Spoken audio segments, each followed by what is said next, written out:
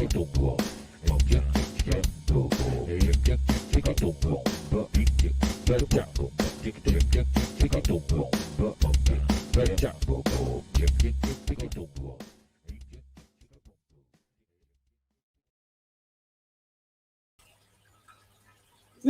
God, please, no!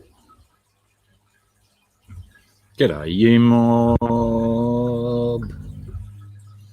How's everyone doing today or tonight? Delete where applicable and stuff. How's it going? What's going on? Paddy Shaddy, first cab today. You know the drill, Paddy. You've got buckets of kudos in the post before. Another one on its way with your local courier driver soon. Riddle Singh, how are you, Mrids? Mary Page, how are you? Good to see you again. Even if you're lurking. Canasteo Valley Cichlids. CVC, how are you? Welcome back. S, yo to you too. James H, how are you, sir? Welcome. BJ, g'day BJ. Big D, what is cracking? Jess, how's it going? Welcome. I've just worked out that my legs are freezing. I should have had longer pants on today. 3G, how's it going, Greg? Whoops, there we go. First big chat jump of the day. Yay. Maria Z, how are you? Welcome. Dirty old farmhand. 3. Not to be confused with 1 or 2. That song is called Neville. DOFH3. Crikey, that takes just as much effort to say as Dirty Old Farmhand 3. Yeah, that's one of my very old songs. Long time ago, which was made. I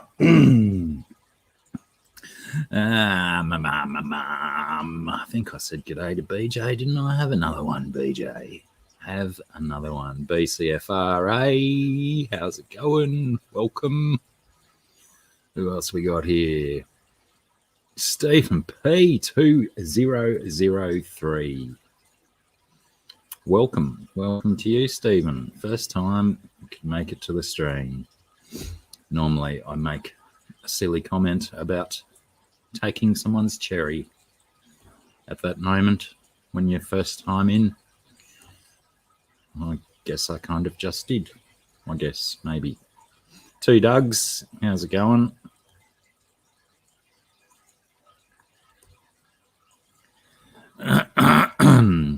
Just you on Instagram as well, 2 Dougs, with Doug and other versions of Doug in the name. Pretty sure I saw you on there somewhere this morning. Chewy, how's it going? I've got my application in for Wookiee school. I'm nearly there. Nearly got all of the required hair across my body. Who else have I missed? No one. That's everyone, I think. If I missed you on the greetings, let us know. I don't know what I was going to say that started with grey. Good. Well, consider your cherry popped then, Stephen. SP2003. No, I don't like saying O for 0. Zeros are zeros and O's are O's. There are no O's in phone numbers. Seriously. They're zeros.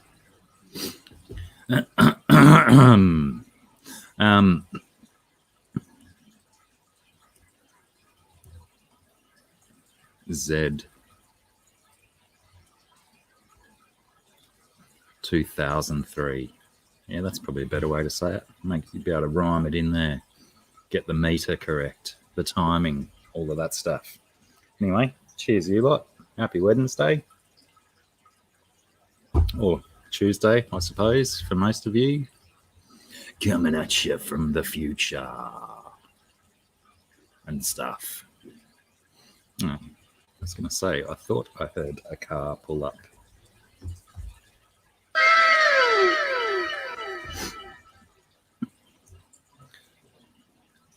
I think I've had 2 weeks without sound effects, so I might go a little bit loopy with them today.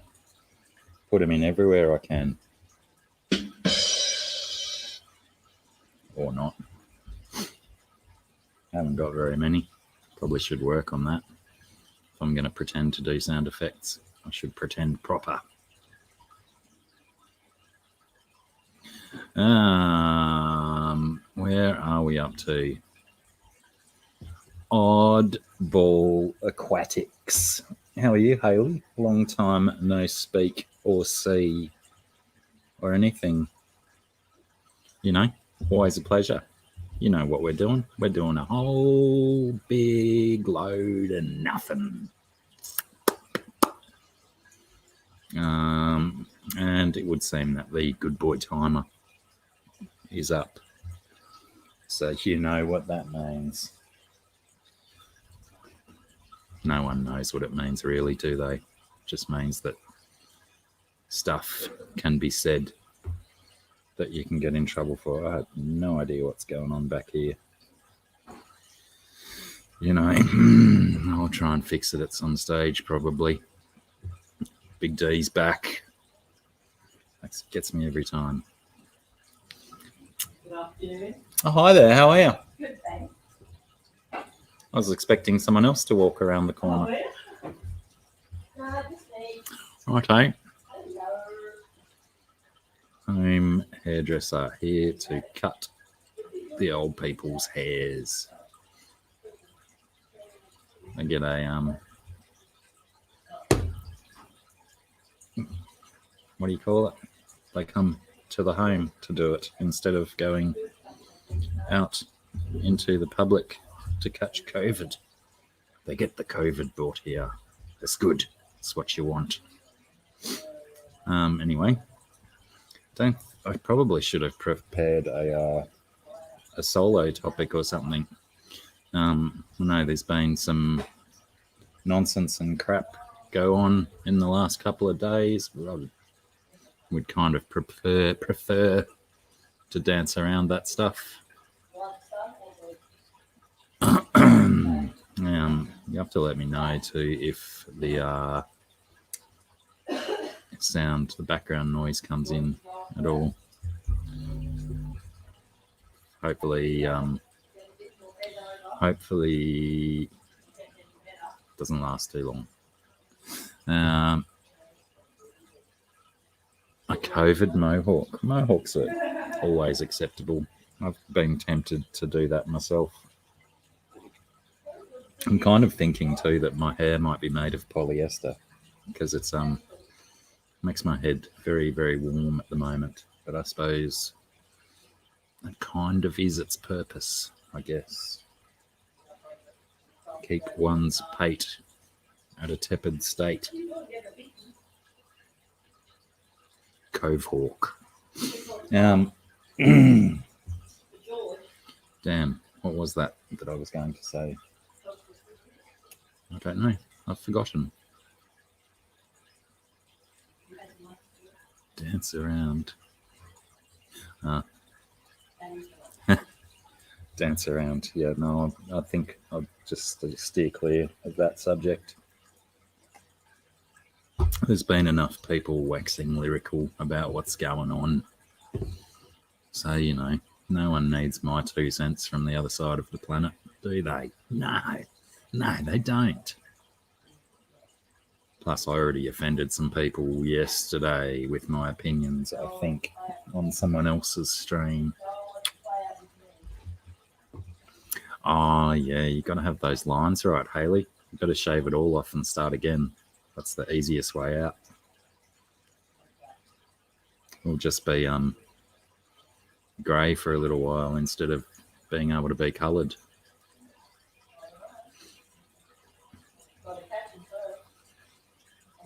Oh, well, look, the main reason I started growing mine out, BJ, was because, it's this way. It's starting to disappear up here, so I thought, shit, I better see if I can make it long again before it all falls out. Donny G, g'day, mate. How are you? But yes, it does. Already, all I've got to do is run my fingers through it, and I end up with fuzzy mittens with all of the hair that's falling out of my head. So, grow it while it's still there, son. Which one? Two Dougs. Which spider? So many spiders. Pardon me. You're talking about my pet one. Zip. Righto, Haley. Thanks for swinging by. Smash that like on your way out and all that kind of stuff that we tell people to do. Oops, push the wrong button. Be careful with the buttons.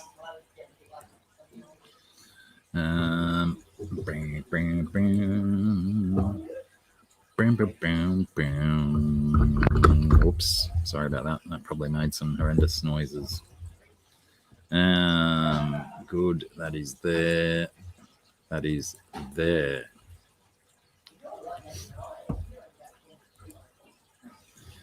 I missed the but I think the Widow's Peak's disappearing as well. Yeah, that's the perfect excuse, Stephen. The hermit lifestyle is underrated. I love it.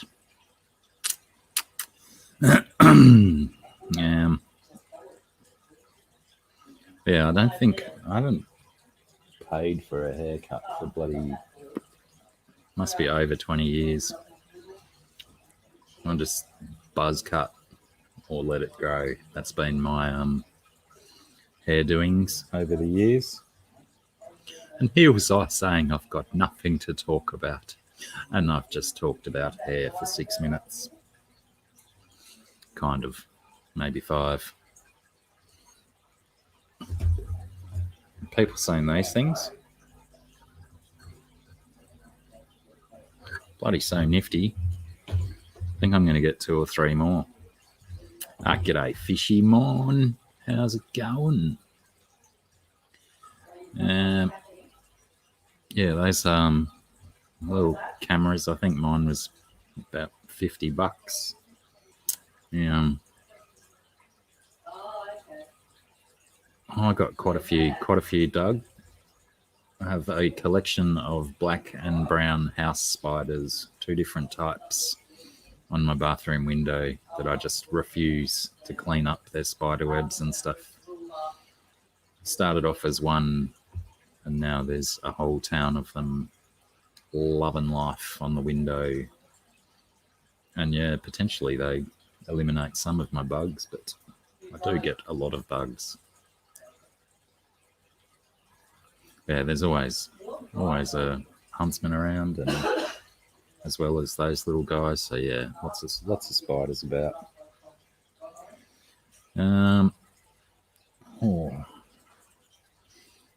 Just don't know if anyone else just got that notification from Jesse, but it didn't have a very good title. Hope everything's okay. Potentially we'll need to watch that to get filled in. I did hear him the other day saying that he had no tanks set up at the moment. I'll have to get in touch with Jesse and find out what's going on in his world. But yeah, those little cameras are choice. Hook into the Wi-Fi, mount them anywhere, can control them with the app. You probably all know the drill. They're not that uncommon anymore, are they? Motion sensor, night vision. Got some footage of my big white cat. Well, it's not my white cat, but it's a feral one that rolls around. Likes to come through this area, during the night. And yeah, got it. Well, actually, I didn't get it recorded because I didn't have a card in the camera at the time, but I saw him, and I'll get some more footage, I'm sure. Big steaming pile, kind of like this, BJ. I got quite a large steaming pile. Actually, it is very steaming at the moment. It's making my head very warm. Anyway. Yeah, nifty cameras. Get one, get two, get three. What I also dig about them is that they are an intercom. You can talk through them. Very handy. Just got to teach the elders how to use them is all. How to use the app.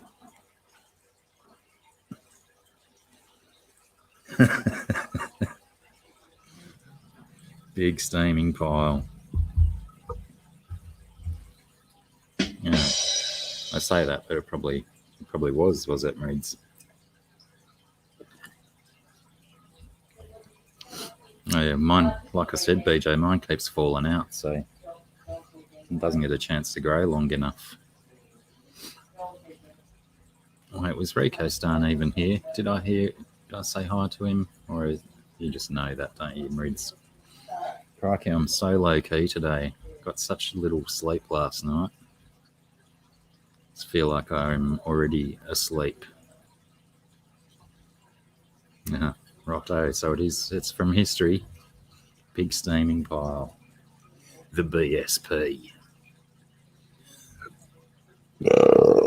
Pardon me. Let me check. I've got it. I put out the the word for my guests. Oh crikey, I can't read that right now, boys. Interesting.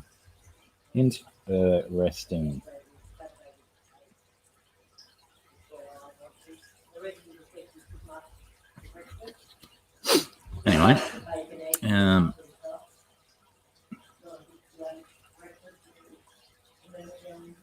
gosh darn it, I had a thing from the news.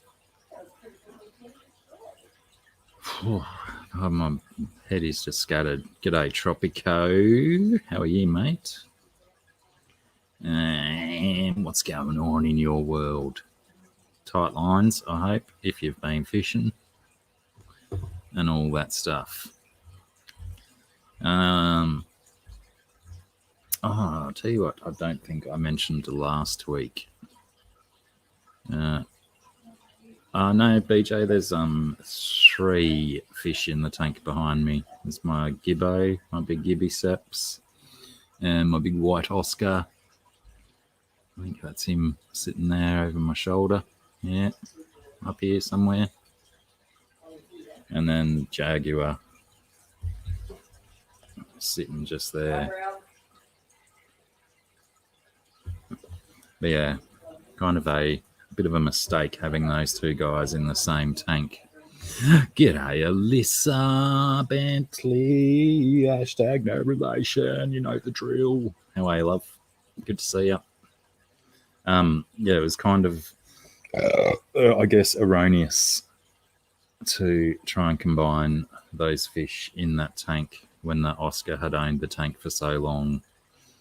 So even though the Jag stands his ground and fights back quite ferociously, and being that the Jaguar has pointier, sharper teeth at the front of its mouth compared to the Oscar, I would imagine that he is quite capable of standing his own. But the Oscar does dwarf him in size, so I think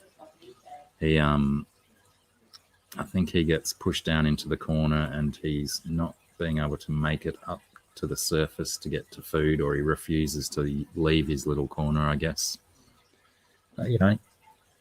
He must get enough food. I leave some of my lids open there. So plenty of bugs and whatnot can get in.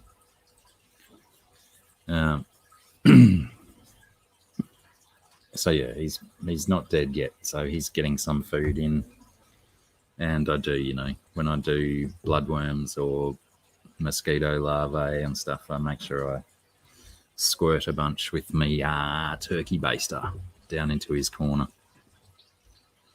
Oh, you moving too, Alyssa? Crikey. One of the worst things about being a fish keeper is moving house. But, it gives you an opportunity to learn from previous mistakes and potentially, amend things, do it right the next time, and then, learn what you did wrong this time. 3CA, how's it going? Welcome. Oh, we've had a incredibly fluctuating crowd tonight. The numbers have been seesawing like mad. It might be something to do with the people that I offended yesterday. Who can tell? What was I saying? Oh, these guys back here, yeah, they they're not tearing each other apart, but there's definitely personality clashes.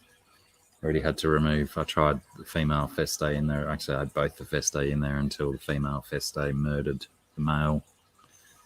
Then she got bashed by the Oscar and the Jag, so she's in her own tank.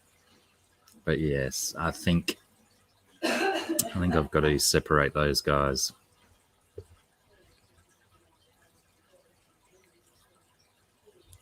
I hope so.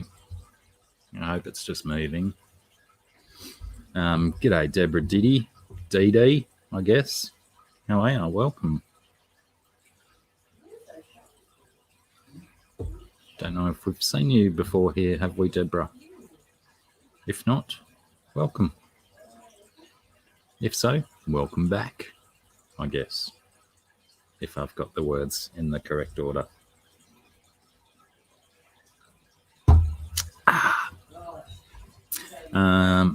So yes, ideally, I think I'd like to get rid of the Oscar and the Jaguar.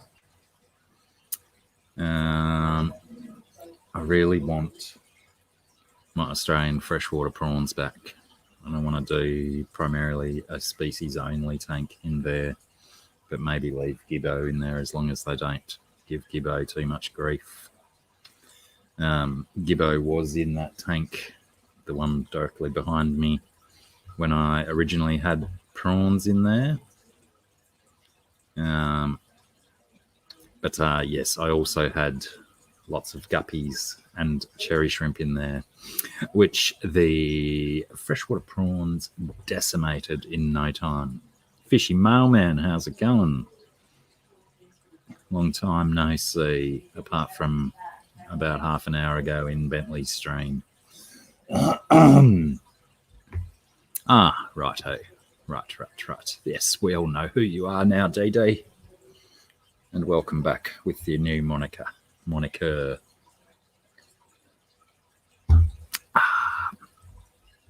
Lol. But yes, congratulations on owning your own, moving in, and doing whatever the heck you like or want to do with it, I guess.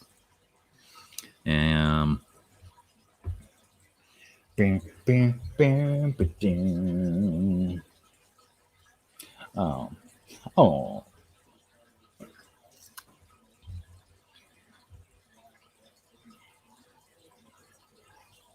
Many families have owned this before us, and how true. What a good way to look at it.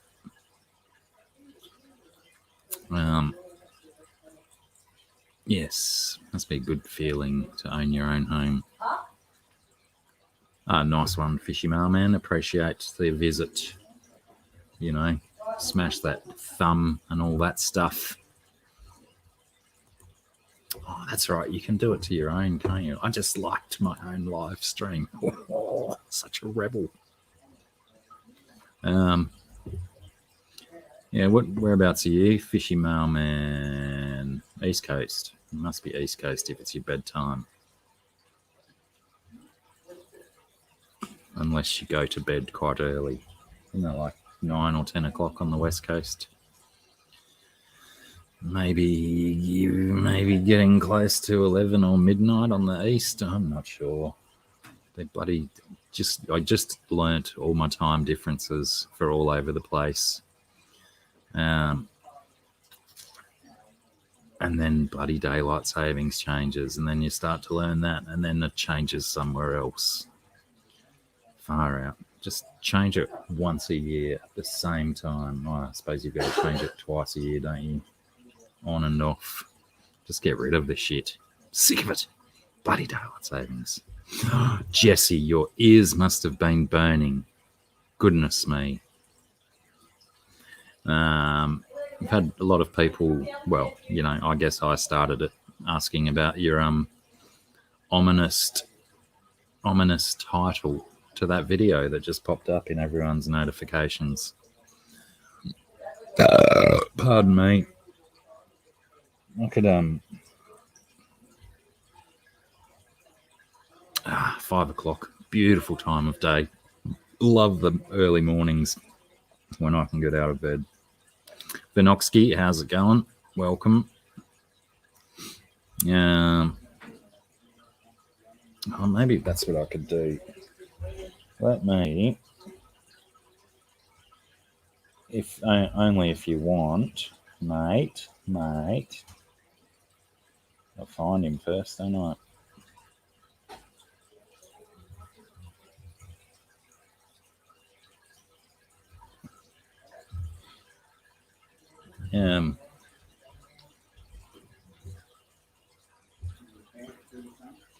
I sent you a link, Jesse, if you want to pop up. I've got no other guests hanging around waiting to come up. So, if you want to come up and fill us in, promo your video so we can send people along to watch it, that'd be entirely acceptable. But, if you want to save the what do you call it? Suspense. Build the suspense, I guess. You don't save suspense, do you? You create it and you build it. If you want to save it for the video, we've talked about it enough, but, people are going to want to go and find out. But, I sent you a link if you want to pop up and talk to us about it. I was thinking about it the other night when we were on someone's stream and you were saying about not having any tanks at the moment. No worries, mate. No worries. Just like BJ said, we all hope that all is well, and we'll go and watch that video to find the story. Good, mate. Good. It is good to hear that all is good. That is my prime concern, is that as long as everything's okay, and I'll still get some cigars one day.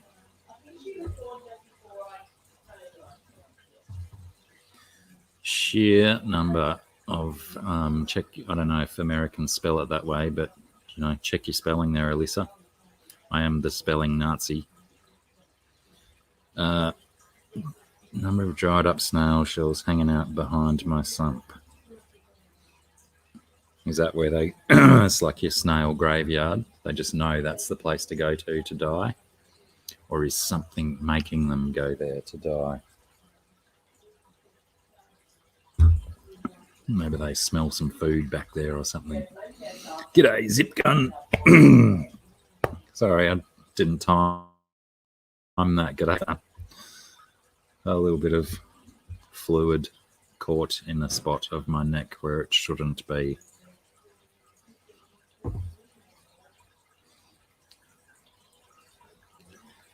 Oh, don't crack the dirts, Alyssa. I'll pick on everyone's spelling sooner or later. Another car door. At least that'll be first guest. But they'll be here in the flesh. Better believe it. Better believe it. Hi.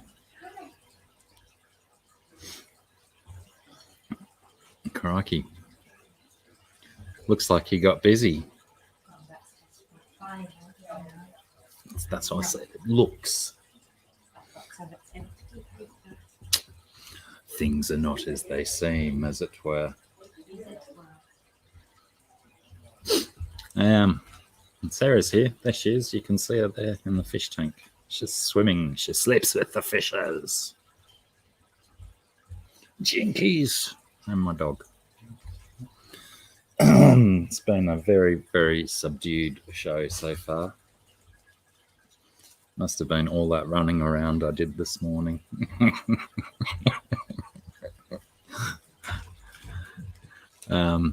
Yes, back to Jesse. Go well, mate.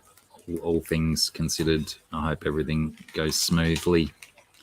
And we'll try and one of the mods will sling a link up to your video, hopefully sooner or later, so people can head over that way. But I'm pretty sure that anyone who subscribed to me is subscribed to you, and the video will be in their notifications as well.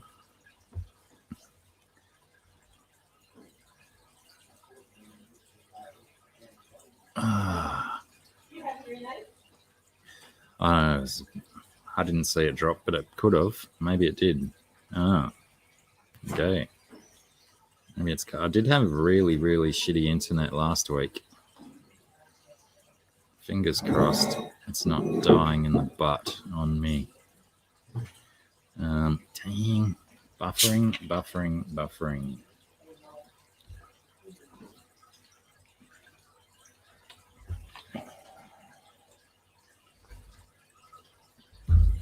Let me flick this one off. Oh, I wonder. A good spot to freeze up. I don't know if damn. Someone let me know that it's working, if it's working. If not, I'll pull the plug and we won't get to talk about Star Wars and stuff. And Jupiter's Legacy. Did that work for you, Jesse? Just refreshing? Maybe give that a go. Fingers crossed Jesse's no longer buffering due to a refresh. Give that a whirl and we'll hope for the best. I mean, you know, we could just can the stream and not do it. No, Chewie's not having dramas.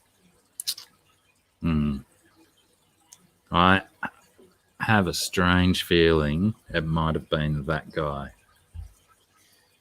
As you came past it, it would have sent me a motion sensor message, and maybe that was just enough to interrupt it. All right, maybe it's a worldwide web issue or a worldwide YouTube issue. Let's hope so. Let's hope so. I thought that I came armed with like a topic or two, and I've had nothing. It's been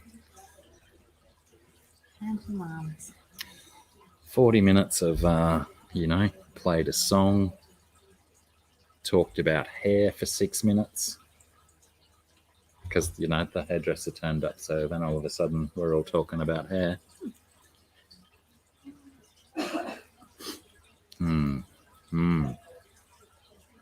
Blame Google. Yes, it's like that Blame Canada song, except it's Blame Googlers or something.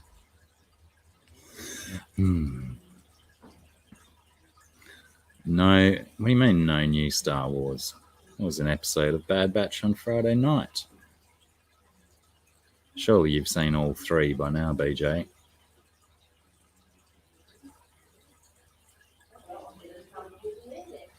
Yeah, I find that even at least once every 2 or 3 weeks, at least, I need to do like a full reset. of the modem. Right. Have we got that as an actual confirmation, Stephen, that YouTube is struggling? Good timing, YouTube.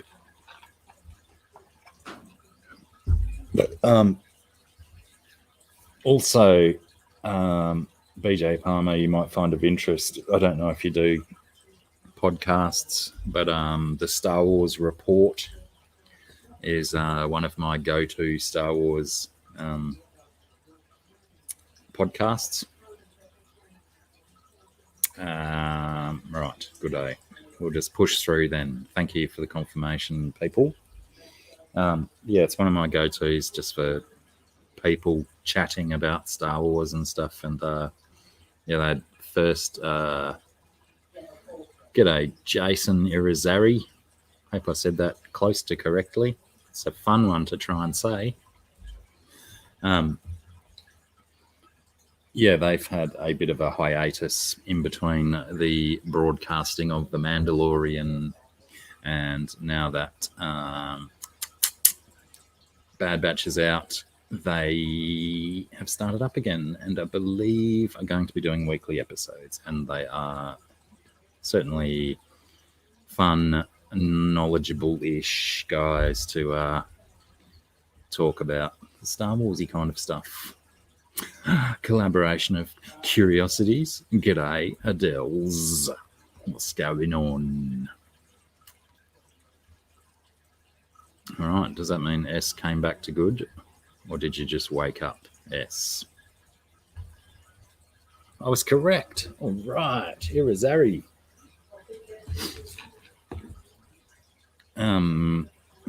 Where's that hail from, Jason? If it's an actual surname, or is it a do you make that one up for the sake of YouTube? Irizarry. I don't know. It's like it's not Spanish and it's not European. No, hang on. I was thinking Slavic. That those European type peoples. What an interesting name. All right. Good day. Well, let's oh no. Close too many windows and stuff.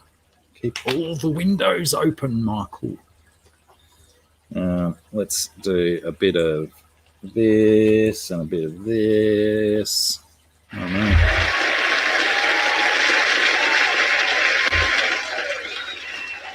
Hey, yeah. I gotta slowly move the high-tech sound device. Am I supposed to wait? I don't know. I was sharing your the stream out. I was like typing the stream, and then it was like, "Oh crap! It's my time. It's my time. Oh no! I'm here. I'm live on the internet. Oh god, it's so embarrassing. I wasn't ready for my cue." Yeah, well, thanks for sharing it out. First and foremost. There we go. It is a Hispanic name. What's that? We have a Hispanic name. What's happening? What's going on? I was trying to determine, because I've got a mild fascination with where names and words originate from. And not only did I pronounce Irizarry right, I probably said it wrong the next two times now that I've said that. Well, I said Spain, didn't I? So that's not really Hispanic. But, right. You know, close enough for a bloody blind stab in the dark. I feel like when you're close, it's like, you know, maybe you could get there. You know? Well, we have a saying down here, good enough for the bush. Good enough. For the bush. I don't know. That might lead to some different connotations here in the States if you go throwing that out there. Well, it wouldn't be an Australian saying if it didn't have subtle hints of double entendre, etc. You know. Oh my God, Alyssa Bentley's in the chat. She might be able to come on my show in person soon. Soon.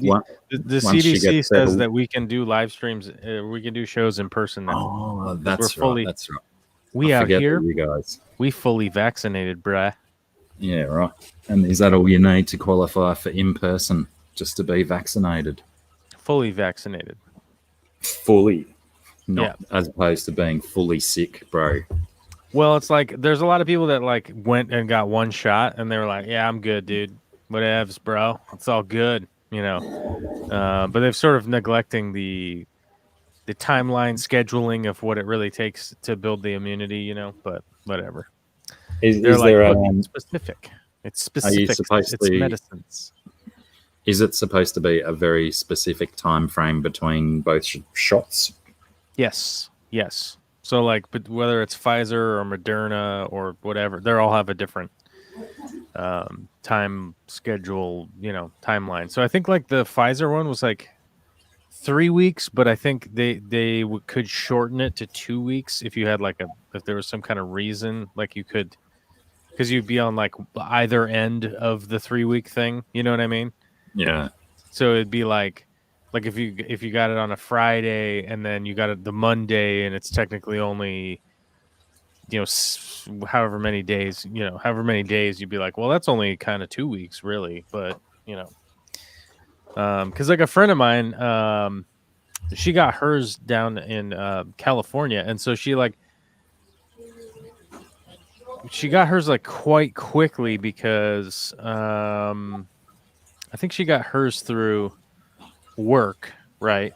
But she's in the Screen Actors Guild, so it was like, oh, they got her in on a Friday, and then, you know, like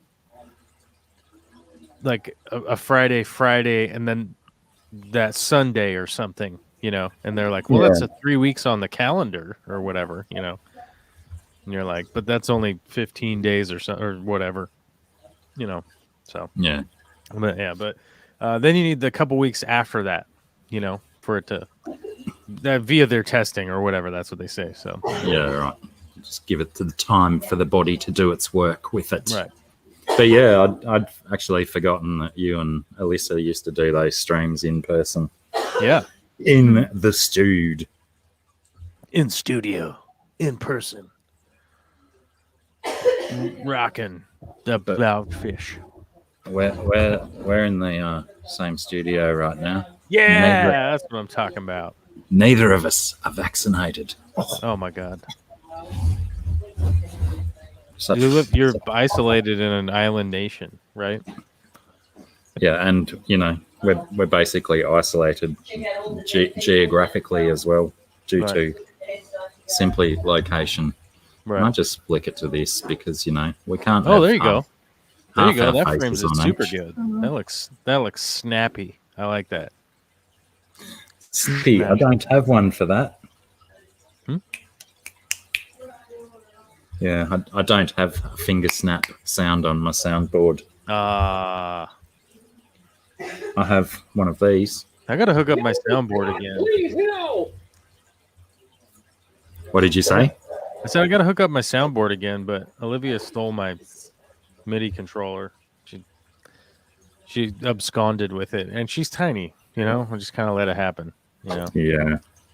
They slip through the cracks sometimes, those little ones. Yeah. I mean, but what do you like? Do you have an actual physical device that is a soundboard, or you just use a sample pad or something? Well, I've just run sample packs through MIDI, and just use a so I have key triggers, and then I have like piano triggers too. Pressure triggers. What do you call them? You know what I'm talking about, right? I do. It's like a touch pad. There we go. Touchpad. Yeah. That's the one. It's like I knew we'd get there eventually. Drum trigger. Yeah. You know. But I do got to get I got to get a looper again. I realized really badly that I need to get a loop. So much fun to be had with looping. Yeah. I remember I had a multi-effects guitar pedal thing in the mid-90s, and it was like the first one I'd seen with a looper built into it, but it was like you put your foot on the foot pedal and you hold it in for the amount that you want to loop it, and then as soon as you release it, it just it would trigger to play back. It just keeps playing back. You had very, very little control over it, so it wasn't necessarily a very functional looping device, but Right. it was just a toy. It was fun stuff to throw into a very expensive foot controller unit. Hello, Right. Pam. How are we? Yeah, I've Do been we looking have a at the stream? what is it? The Boss RC 505, I think, is the one I've been looking at. And I don't know. I'm undecided at this point. You know what I mean? It's like you're gonna make a little commitment to get a musical instrument, and then when the musical instrument sucks, and then you have to like resell it or something. You know what I mean? It's like that's like the biggest drag ever. Yeah. I think I never really ever sold anything like that. I think I've still got a pile of all of my old multi-effects units and keyboards and whatnot all over the place. But yeah, I had a really nice Boss. I can't remember what its model number was, but it was a very nice effects unit. But yeah, it probably lasted about 2 weeks over the warranty period before it carked it on me. Mm-hmm. Right. So are we potentially just talking to ourselves? The stream may be dead. Right. It seems still in and out. Dang. I don't know. See, that's weird. It's working for me. Hold on, let me see. Yeah, people were suggesting that YouTube may have been having issues, but I sat in Bentley's stream for a good half hour or more, and there wasn't any issues in there. Weird. Oh yeah, it's like not loading. Hold on, let me see. Oh yeah, right. Yeah, mine is also saying error occurred. Please try again later. Oh, weird. Well, at least we get to chat amongst ourselves.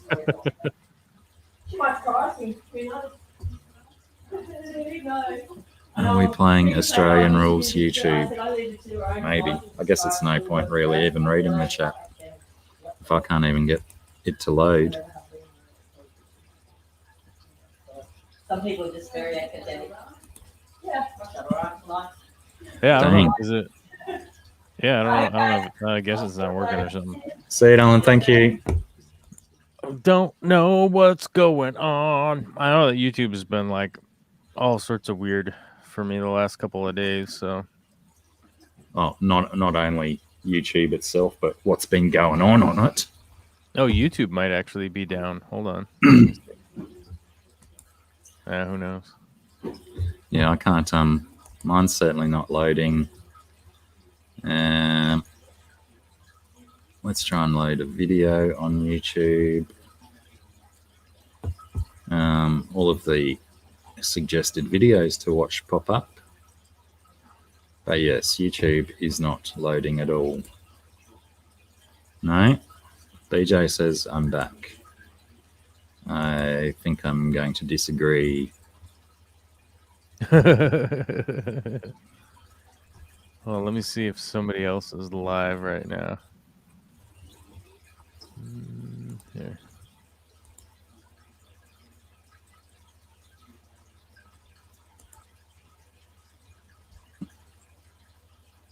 See if even like a recorded video. Does that work? Yeah, well, I just tried to load Jesse's video up and it wouldn't load either. So yeah, it's not loading for me either. Yeah. Well, I might have to just stop broadcasting to YouTube and sit around and chat for 10 minutes. Just regular old YouTube isn't even working. That's weird. Righto. Well, maybe I will type into the chat. But it seems to be very dead right across YouTube.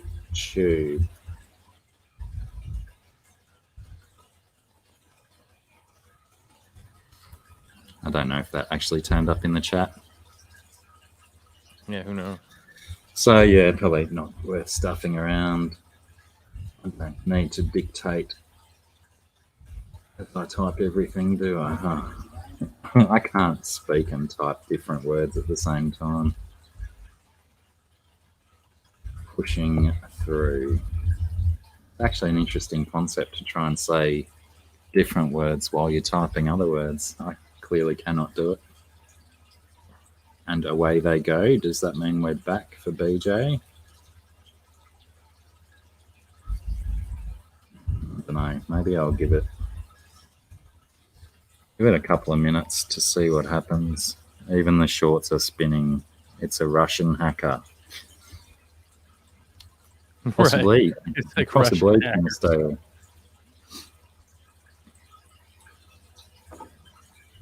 Yeah, I'll give it a minute, maybe go and top my glass up, come back, and we'll see what's going on.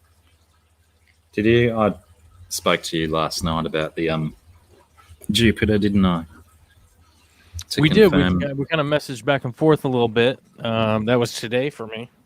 Yeah. So, you know. Last night for you was today for me. So I'm like, oh, yeah, I remember that. That was this morning.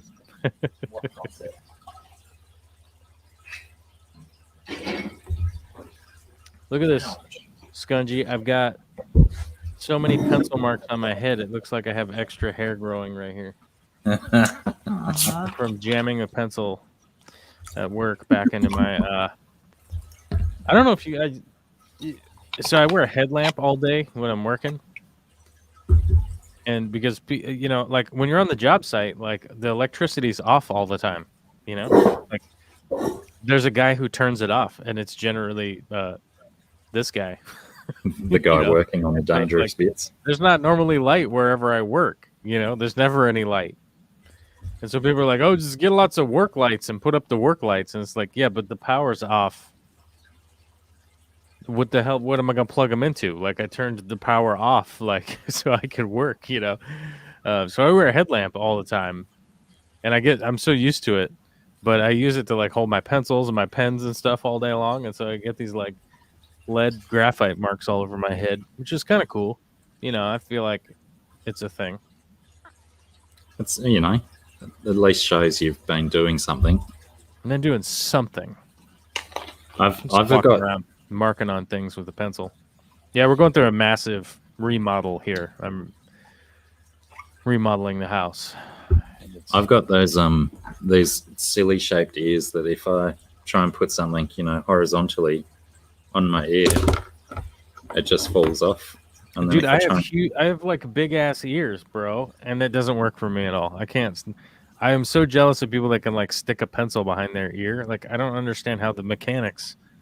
I don't understand how that works because, like, if I put a pencil by my ear, it just falls right off. So yeah, mine, as you can see, I need a very steep angle to find the groove that it sits in.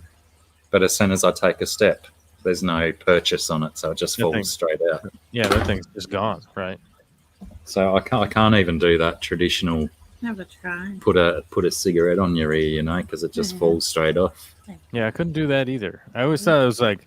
You know, when I used to smoke cigs, like I always thought that was like super cool. You can, it's like, oh, I got a spare cig here, pow, you know.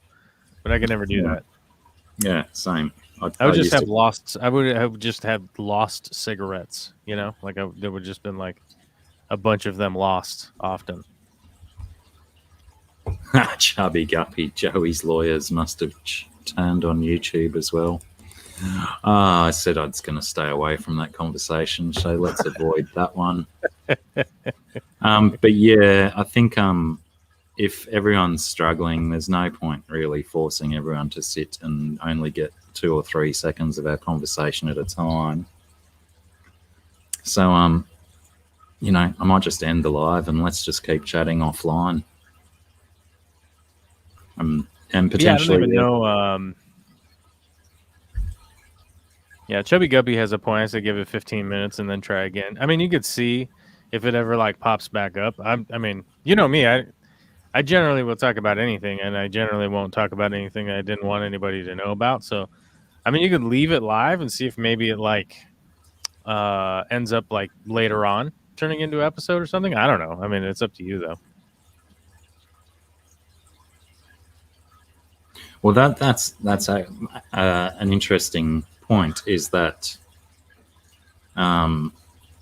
If it's not broadcasting properly to YouTube, when it goes to upload it as a live event, will it still get all of the, does it upload all of the breaks in communication, all the black screens and stuff, or does it actually upload what I we've don't done? think so. I think it uploads like whatever it was that you were broadcasting to them. But maybe if the whole site's malfunctioning, then maybe not. But I mean, hold on a second. Let me see if it works on my phone. I just want to see if like anything.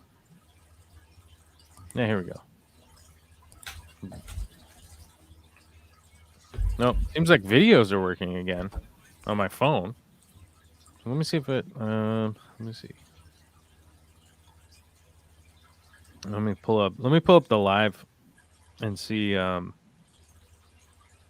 if it works on my phone. I would wager that it probably collects all of the broadcasted video, and then posts it up later. I don't know. But either way, like, what were our topics today? We wanted to talk about the Jupiter's Legacy. Jupiter's Legacy, which I keep calling it like Jupiter's Ascending or something in my. I don't know why I can't get it right. I keep going the other way, and I kept calling it Neptune's Legacy. Oh, okay. So I've never so I don't know the lore. Like, I don't know the story behind it at all. Like, I'm frankly the only info that I have is that I've gotten from watching the show itself. That's all I know. So I'm not sure. Oh yeah, it looks like it's still broadcasting. It's just like having a problem. Yeah, it's just having problems like broadcasting it because it's still like it tries every once in a while. So who knows? At some point, it'll probably just pop back on, and then people will be like, "Oh my god, I don't even know what you guys are talking about," which will be fine. It'll be funny. I was able to load one video, but then the second one that I tried to click on wouldn't load. So yeah, I think it's just being sporadic for everyone. So I think it's just being weird for everybody. But through. They can always just like watch till later. But so the Jupiter's Legacy, right? Jupiter's Legacy. And I keep thinking it's Jupiter's Ascending. I don't know why. I'm just like a brain dead idiot. But because that other movie, that was quite a good movie too. Is there so there's like books behind it, right? I have no idea about that. I just thought it was a standalone original product. Jupiter's Legacy comic? Is there a comic for it?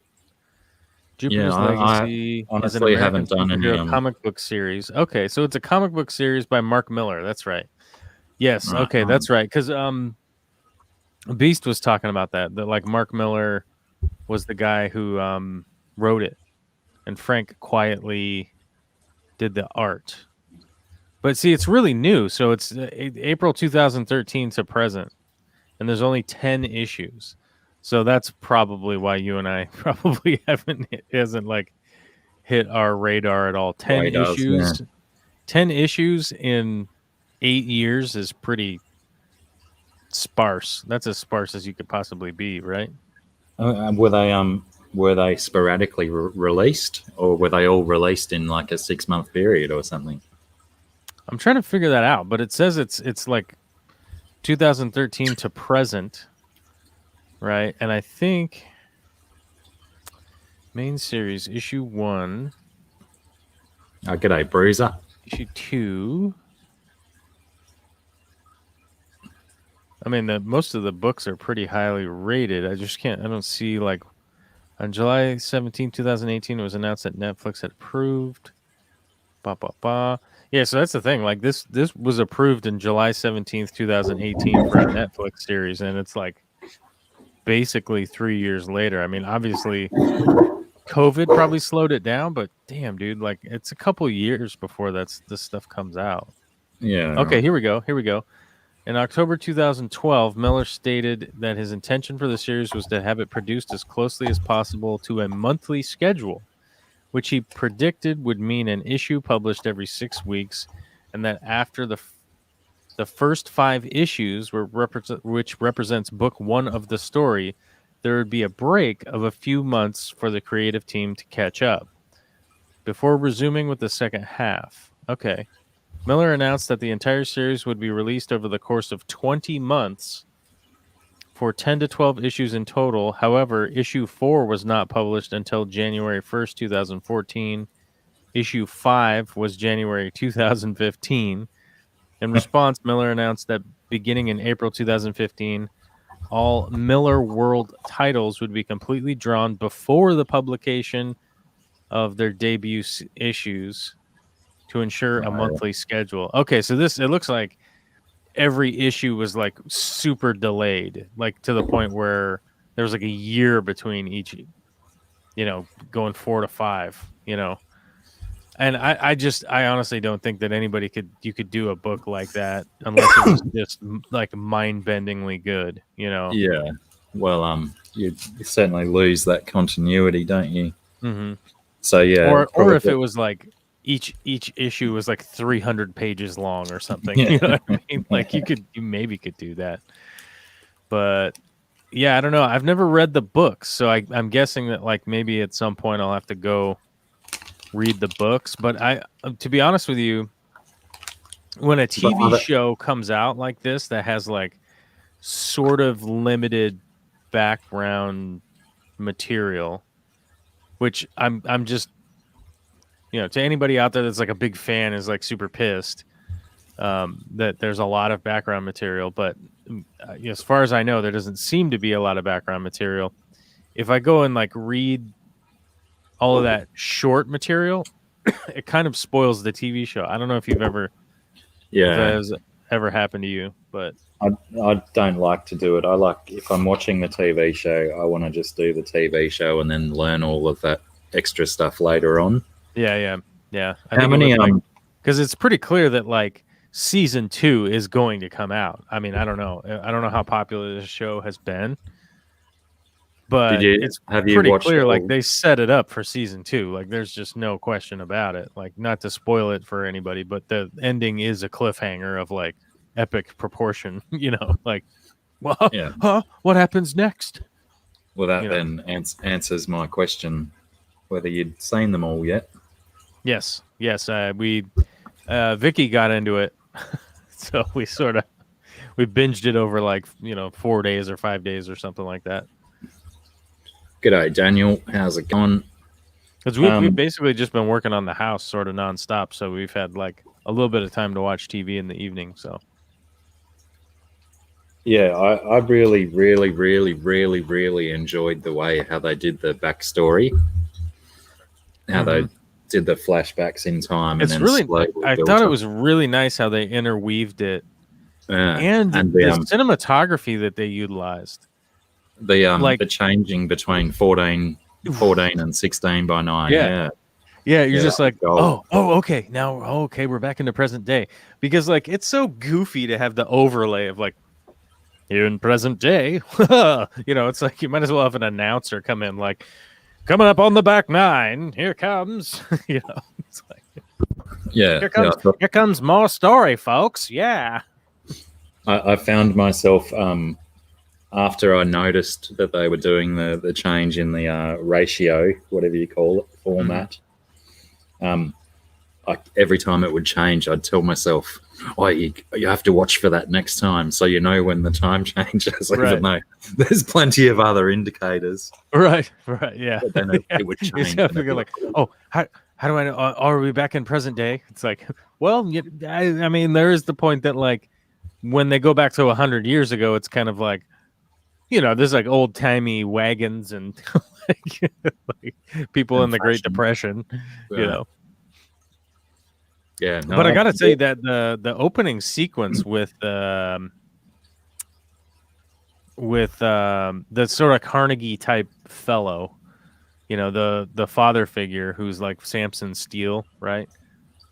I mean, if you watch the show, spoiler alert, within the first 5 minutes, the dad kills himself, and it even gives you a warning at the beginning of the episode. because you know how it gives you the warnings of like graphic violence, the bad harsh language, whatever, and then like that thing popped up, the warning popped up, and it literally said suicide on it, and the whole time I'm just like, someone's gonna kill themselves. I better brace Right. myself for this, because if it's one of them that's gonna freak me out. All right, I'm ready. Like, and it was kind of one of those things where you're just like, like it just made me key into it, and I was expecting it, and then it was like, sort of when it happened, it was kind of like, oh yeah, come on, today, Junior, come on, let's go, because it was pretty clear, like that's what was going on there, because Yeah. why was the dude going? Why else would he be? Where's Dad? Like, oh, he's just up on the roof. Like, oh yeah, does he just hang out there? Like, that's not normal behavior. Yes. Let's go and have a clandestine meeting on the roof. Yeah. G'day, Yeah, Gaffer. Let's go chill out on the old roof. Yeah, but I mean that was probably good that it got it out of the way nice and early, so you weren't on the edge of your seat waiting for someone to toff themselves. Yeah, that Top was themselves. yeah. I said Because toff, I was didn't just I? like, yeah, because that was the whole thing. I was just kind of like, well, how could I? You can't just throw that up there, and then have an hour-long show where I'm just sitting here wondering what the hell's going on. Yeah. And I mean, we've got some people piling back in now, so maybe the YouTube's has corrected itself. However, I'm must be getting that functioning. silly. Yeah, looks like it's functioning. Looks like it's Yeah, good functioning again. I guess we'll find out if that whole part of the episode where we just started disco dancing, and there was like the unicorn. Do you remember the unicorn that came in? That was my Like, that favorite. was wild. You guys, I'm sorry you guys missed that part. But maybe if you guys will have to rewind. I don't know. Maybe you guys can figure that out. Who knows? Yeah. I mean, you don't see that many of them around here, but they're definitely about. Yeah, it's true. True. How did you feel? Like, there was the big part with like Jupiter ascending, or Jupiter's legacy. There we go. I keep saying it wrong. I'm an idiot. I told you. You're probably going to have to go and watch Jupiter Ascending to get it out of your system. That's true. I'm gonna have to go watch that. Who's the girl in Jupiter Ascending? What's her name? Oh, I don't remember. Isn't it like? Let me see here. What was It's that? definitely got rewatch potential. That film. Jupiter's I Ascending. said film and not film. Yeah, Jupiter's Ascending was Mila Kunis, Channing Tatum, and guess what? Sean Bean. That's a callback. Indeed. That's a callback. What's it a callback to? God, So I Sean hate Bean when dying and everything. He always dies. Right. He probably died in that movie, I'm guessing. He gets stereotyped as the dying dude. Man, that movie did pretty poorly, didn't it? I thought it had some pretty. I'm sure I've got the correct movie, but I seem to recall really enjoying it. I remember it being entertaining, and I had a good time watching it. But I didn't think it was like particularly like standout or anything like that. Which is always weird, but like, $175 million budget. It's hard to. Yeah, their budget was 175 to 200 million, and the box office was 183. So they maybe broke even. Sounds like insurance came in on that one. Probably. But yeah, I mean, regardless of that movie, it was Mila Kunis was who I was trying to remember. But anyhow, and so Jupiter's Legacy. The one thing that I thought was like really weird about it was a lot of the dialogue parts.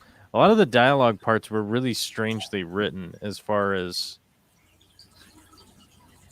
like my perception. I don't know if anybody else had that perception or not, but like my perception was that a lot of the dialogue parts were kind of like oddly written and oddly paced, Yeah, I did kind of feel that myself, and I have wondered, that would probably be the only thing that I'd be interested in going back to the written work for, is to see if it's word for word comic bubbles, potentially it's comic book speak. And they're trying to replicate it fairly accurately, I suppose. But yeah, I certainly agree with you there that it does feel a bit interestingly paced and whatnot. I was going to ask what the heck a Petzl is. It is a rock climbing company, rock climbing gear company. Mountaineering might be a better way to put it. So they make like really nice backpacks, harnesses, carabiners, rock climbing helmets, all that gear, chalk bags, pitons, yes. Just all that rock climbing gear, mountaineering gear, stuff like that. It's definitely they're one of the best companies out there. So it's definitely not cheap stuff. It's not necessarily affordable. Some of the things are affordable, but they're generally kind of bulletproof, and they really do what they're supposed to do. So one of those you get what you pay for type situation. It really is. Whereas like their aluminum parts are like milled versus like the drop forge. You know what I'm talking about? Yeah. Yeah. So it's just stuff like that where you're like, oh, you can just tell like this is just much better quality. You know what? It may not even perform all that better necessarily with like carabiners and gear like that and stuff. But their headlamps are amazing. And they're relatively affordable. Like you said, they're like $60-$70, but if it's something that you use every day, which I do, it's hands down one of the best headlamps around. That's for sure, especially for that much money. Yeah, right. Well, I guess they probably last a hell of a lot longer. And yeah, when they're properly made, wow. Well, they last really long, and they have like a rechargeable battery pack that comes with them that you can just plug into USB. And it actually lasts all day, because I'll generally wear mine on the like medium setting for like, I don't know, 10 to 12 hours, and that about 10 hours is when like it starts to shut off and go like, hey, you need to charge your battery, which is a long time for a headlamp to actually work, So yeah. Well, if it lasts, 8 to 10 hours, that's a good shift of work. Mm-hmm. Yeah, it gets me through pretty much my whole day. But I have two, so I can just keep one on the charger all the time. And, because it's like, if the battery runs out, it's like, what am I going to do? Like, put some, like, I don't know. You're just going to have like no light while you're at work? Like, that's just not going to work. So. But as far as climbing goes, they're really helpful for climbing because I have this little solar cell. It's like a little solar-powered solar cell, and I hang it off my backpack, and then I can USB charge my headlamp and stuff like that while I'm hiking during the day. So, that's one of those things where it's like, kind of invaluable to go like, oh, I have rechargeable battery stuff that actually charges off of, solar power and stuff like that. So I'm super confused. I have been for about an hour now. There's a dude out in the paddock over there, and he's using a ride-on lawnmower, just a small domestic-sized ride-on lawnmower, to slash the paddock. Normally it goes in with a big tractor with a big slasher on it. Mm-hmm. But he's over there cutting the grass with a normal size lawnmower. That's not a small paddock. Oh yeah. Maybe the big tractor's in the shop. Possibly, but like, wouldn't you just leave the grass for a week until you get the slasher back? Who's That to I say? don't know. There's probably some farmer's logic in there somewhere. It's got to be something. It's got to be something that we don't know. Maybe it's a he does run our local rural cooperative. That farmer, maybe he's trying out a new model or something.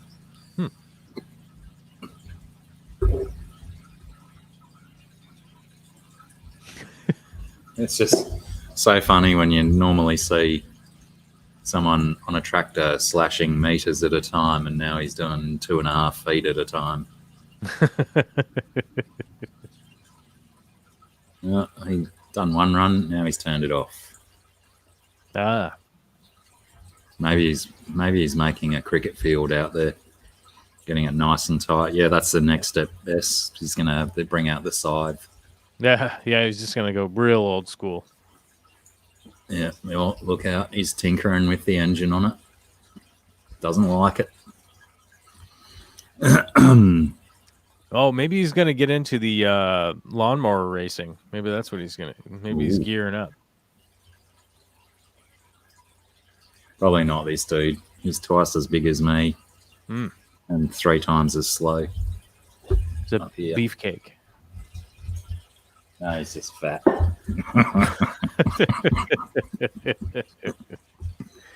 Hey now. Yeah, I got to be careful with that. Might get in trouble. Yeah, the law. The law. I got Long arm of the hayed. law. I got hayed the other day in the newsagents, and there's a vertically challenged lady was looking for something on the shelf behind me, sorry. Mm-hmm. And the girl behind the counter was trying to point to where it was, and it was up above this lady's eye line, and she couldn't see it. So I turned around and picked it off the shelf and got it down for her. And I said, and she said, "Oh, thank you." And I said, "Yeah, it's a little bit above where you can see, but I could see it." And the girl behind the counter went, "Hey, you can't say that." What? What do you mean? Because I was apparently picking on the lady for being short. But What, you were picking on her? I don't know. No, I was just saying it's because she said thank you. Yeah. And I said, it's okay, I could see it, but it's above where you could see. Right. And the girl behind the counter kind of took it that I was being not very politically correct and insulting the lady's height. But the lady herself said, "No, it's okay. I've been short my entire life. I'm used to it." I've been short this whole time. Yeah. The subtleties, the nuance of modern life. It's true. It's true. It's getting weird. It's getting weird out there, buddy. It'll come back around soon. No time at all.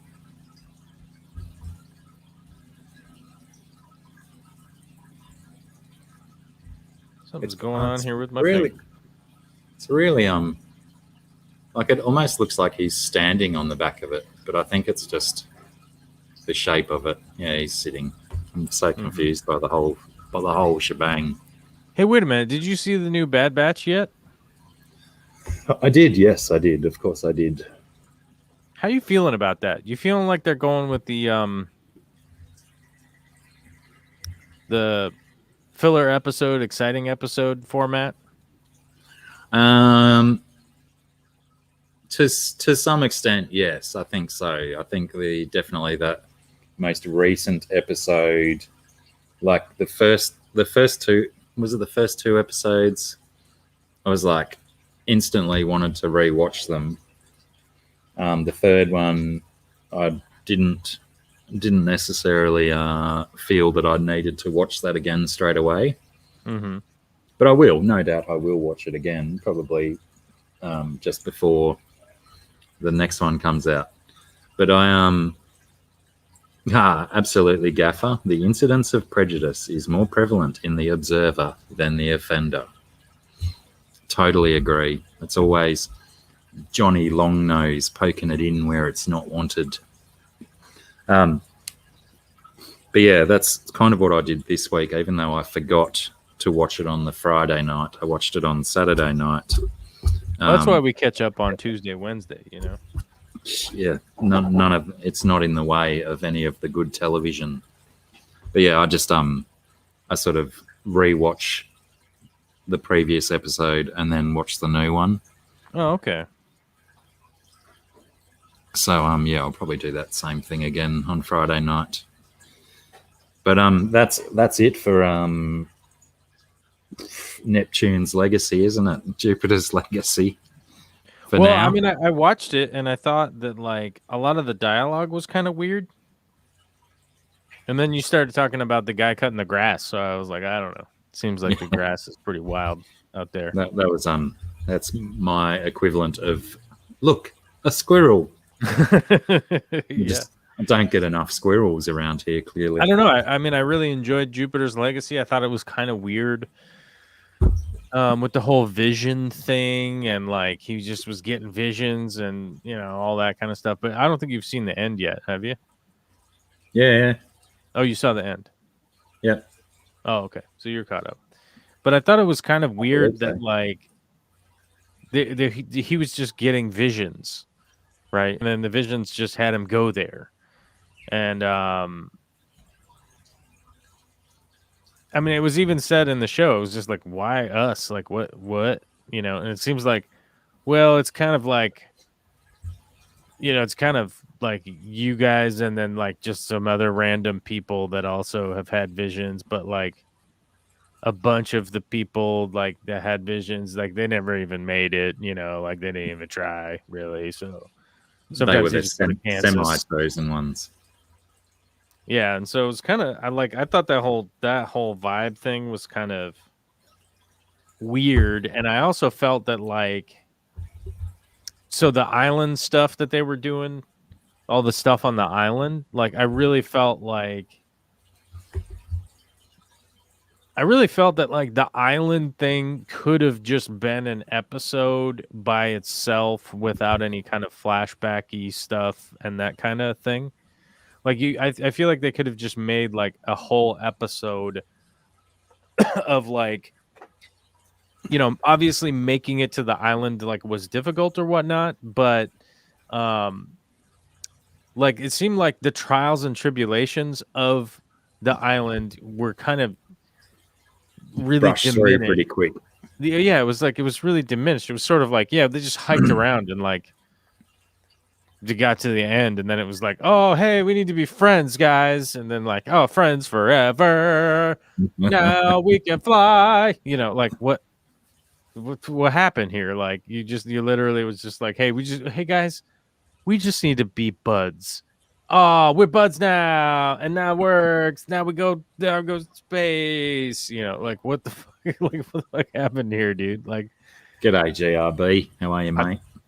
But I yeah, think, like, if you get these like timeless superpowers, I think it should have been a little more of an ordeal than like, well, we were on a boat for a while, and then we like walked around for a while. Yeah, even that the little bit of beef between the brothers on the cliffside, that was like right. It was a poignant moment, sure, but they could have sort of fleshed that out a little bit more than the first scene where he wanted to turn around and go back, and then the second scene up on the cliff. Yeah, it was real bang, bang, bang. Let's just get through this. But yeah, yes, I totally agree. Yeah, those parts seemed like really sped up. And there was parts like, where the daughter breaks up with the Mohawk guy. I'm the worst at remembering anybody's name, but the daughter, Chloe, right? Chloe, is that right? Yeah. Chloe. And then the guy who has the other guy's like his baton. That's the baton from the doctor guy, right? Like they kind of expose that baton thing that he has is from the doctor superhero, the blue guy who died. Oh yeah, right. Actually, I didn't even make that correlation. Yeah, because like none of you guys got this stick. I got the baton thing, whatever he was calling his rod or whatever the hell he was calling it. His what are they called? Fleshlights. Yeah, because it had lights but didn't have much flesh. Didn't have much. Um, But yeah, Yeah. like, but that's then you kind of find that part out. But then like Chloe and that guy like break up because he got mad, like because he was like, yeah, I'm gonna go see my friends, and she's like, what? I'm mad now. Now we're breaking up, and then just leaves, and it's like, what? Like, you guys just had like a minor argument right after like apparently making love all night, and then now it's morning time the next day, and you're like, oh, I'm gonna go see my friends. What? We're breaking up now. Ugh. And then she just storms out and leaves. Like, what world Well, is, huh? I thought that was a fair enough discussion because, they're from opposite sides of the good and the bad, even though she might not necessarily be on the good as Well, much no, as but everyone else. they're kids. They're kids of Yeah. the But- superheroes, which is pretty clear that the kids of the superheroes are all like ruined people because their parents were so super. Yeah. It's like if And- Superman actually had a kid, like Superman's kid would be like the biggest douche, Yeah. He probably would. Yeah.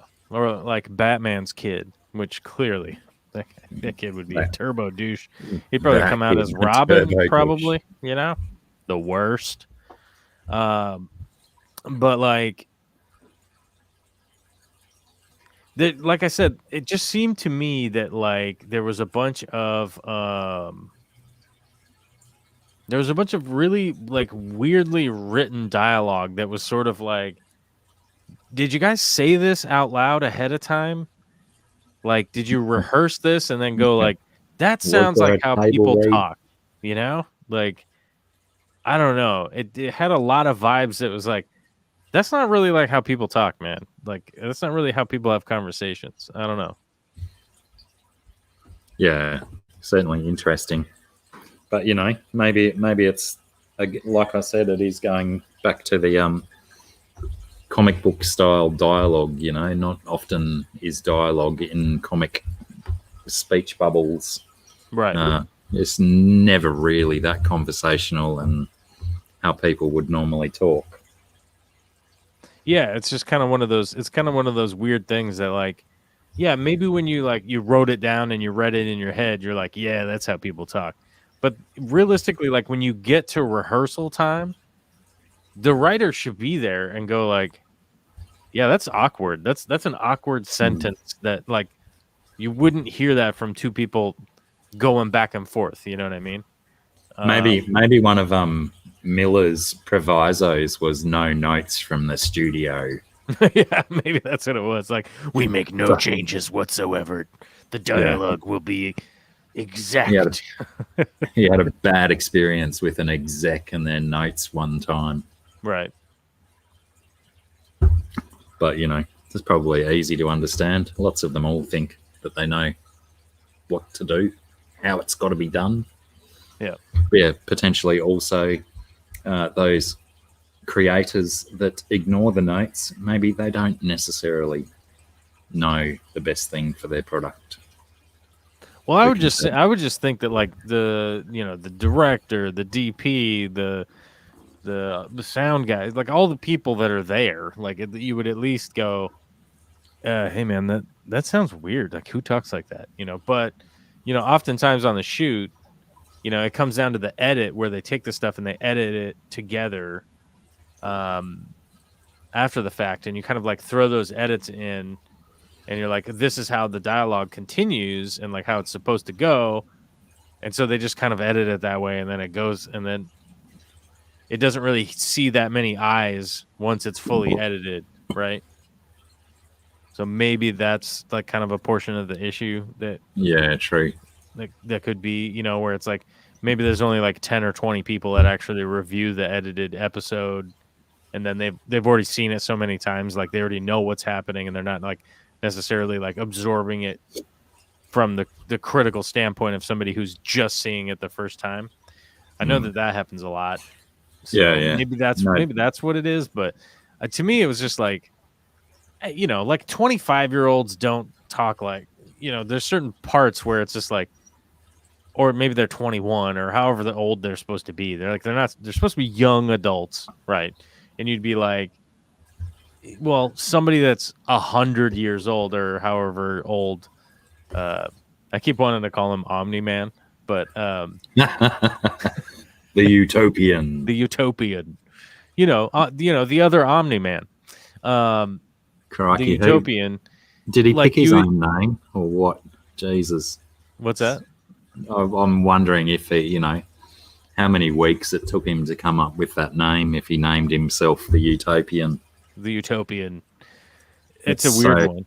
It's definitely a weird. It's definitely a weird vibe, and they did hit on the point of them maintaining their regular status as people. Yeah. Right? The part where they like go to the diner and it's like, man, we can't keep meeting up in public. Like somebody's gonna recognize us. And it's like, of course they won't,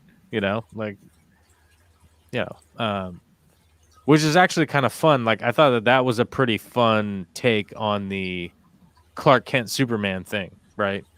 Because it's always like, well, why doesn't anybody know that Clark Kent is Superman? I mean, he flies out the window on every 3 times a day. Why doesn't anybody know? But also you're like, you wouldn't, especially in the timeline, you got to think like if Superman was around 60 years ago, you just see a grainy image of somebody on the newspaper once a month or something, right? Yeah. Like absolutely. You're probably not that familiar with their visage or like a good version of it. There's no 8K projecting on your TV screen. Like, I know every pore of this person's face. Yeah, we can't just put it down to 70 years of people being fooled by spectacles. Right. It can't be the only reason they don't recognize him. G'day, Terry. What's going on, mate? Oh, it's Terry's Tropical. I see Big D Smoke, GRB, BJ Palmer, Canisteo Valley. Canisteo. I can't say that right. I can't say that right now. I think you said it right. I mean, I said Canisteo and I wasn't corrected. But maybe not everyone's like me. They don't correct people's wrong spelling or speaking. Hey, Fish Tropic keeps telling me, hey, no spoilers. But here's the question, dude. I don't know. I feel like been out for a while, Tropico. Yeah, it's been out for a while. So I feel like we don't do the spoilers. I mean, at the very least, or at the soonest we do spoilers is like 4 days after something has come out, right? Because like the Bad Batch came out on Friday. So you had Friday, you had Saturday, you had Sunday, you had Monday, you had Tuesday. That's 5 days that you could have watched whatever. But yeah, what's Tropico's fear? Which one is he worried about us spoiling though? Bad Batch or Neptune? I'm just going to keep calling it Neptune, aren't I? Without fail.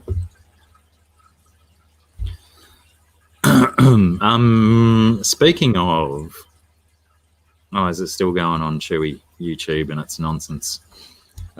Speaking of Star Wars stuff, I heard a rumor that Star Wars Expo thing is going to be going on in Chicago. The Star Wars Expo? Yeah, what's it called? Celebration? I don't know. You know what? I really haven't been paying attention to any convention-y type stuff.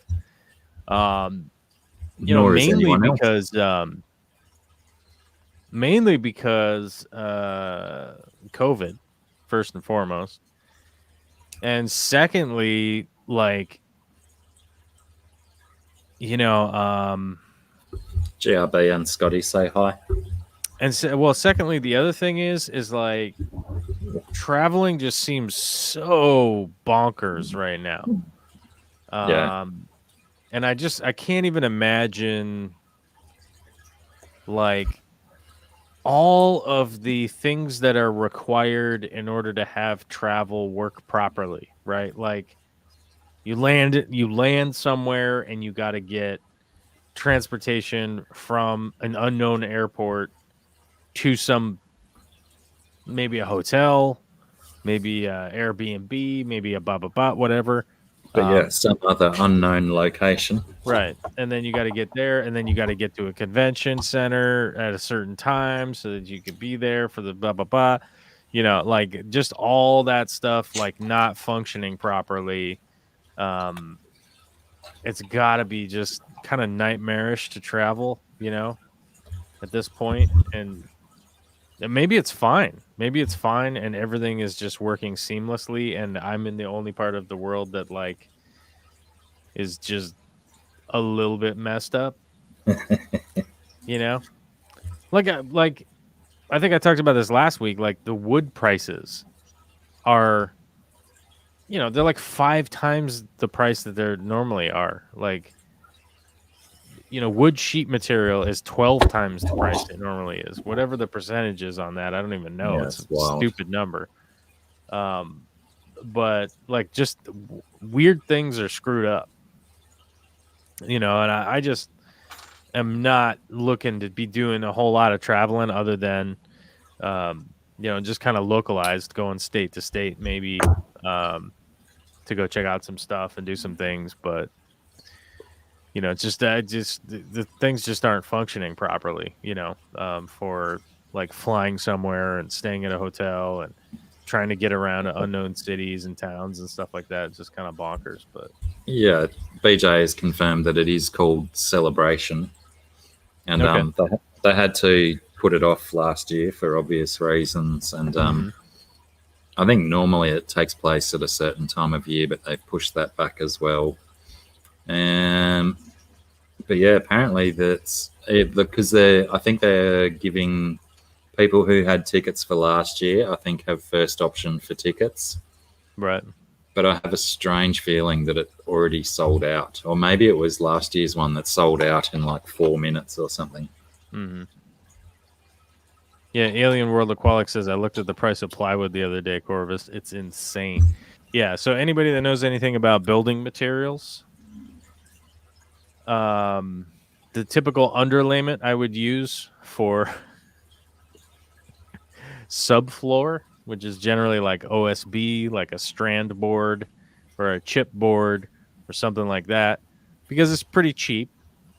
It has good tensile strength, and it generally works well for underlayment under a nice floor, right? Mm-hmm. That stuff is so expensive. I used sanded plywood As your alternative. as the alternative. It was cheaper. So sanded plywood that is it's like just proud of a 1/2 inch thick is typically like 38 to like $43 a sheet. So you really wouldn't use it for something like, oh, we're going to throw it all on the ground and then put flooring on top of it. That was actually $52 a sheet. The stranded OSB was $68 a sheet. So it was like, well, Jeez. I guess this is the cheaper way to do it. Like, it was crazy.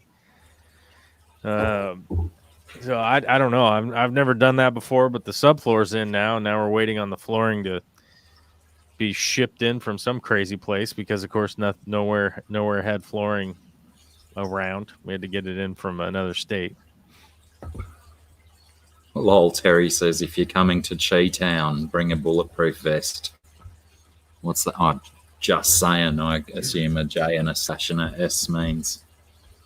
There's Is there a bit of violence going on in the Windy City? Oh yeah, well, certain parts, yeah, yep. A lot of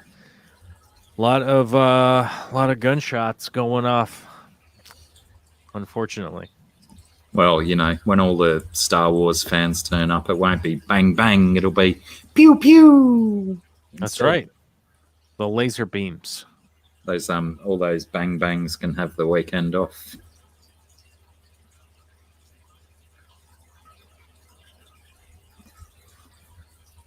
What's wrong with planing their own shit, Big D? Is it just not heard of? Or I'm assuming the difference between maybe a thicknesser or something and then just using a handheld planer, perhaps. Is that the issue? I don't know. I mean, I've got a big planer that I feed boards through. I think max width on mine is only like 15 inches or something like that. So, I mean, you can put pretty big material through it, but you know, I don't use it as often as I expect. But you know, $62 a sheet. That's the stuff that you said you'd normally pay like $12 or something for, yeah? Yeah, between 9 and 12. Yeah, generally. Yeah, interesting. Pretty times. crazy. It's just bonkers.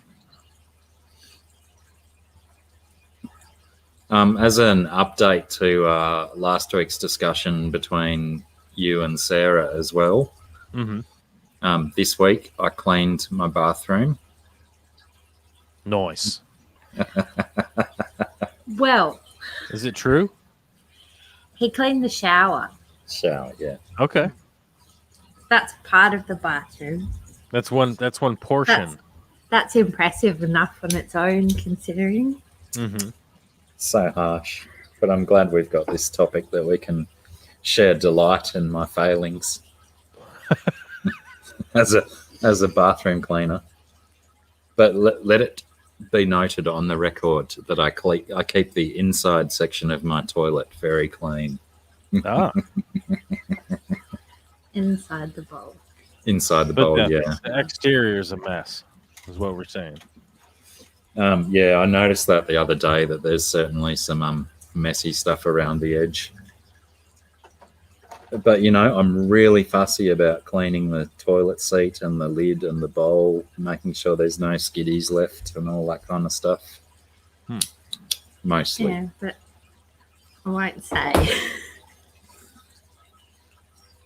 But yes, there's those bits around the front bottom of the bowl that could definitely do with the clean. You get those bits on the seat where, like, thighs, and the thighs must sit there, and you get a build-up of some grime. Darkness. Yeah, but that's one of the reasons why I regularly clean the seat to avoid those. Yeah, well, that's I seem good. to notice those dark spots more often when you've been here. They're always on there when I arrive. Okay. We'll try and avoid panic. having a domestic on here today. 503 Aquatics, how are you? Welcome. I don't know if 503's been to one of my streams before. But welcome. Good to see you. Bath? We don't have baths in Australia. Well, I mean, we do, but they're never satisfactory. Woot! First time for 503.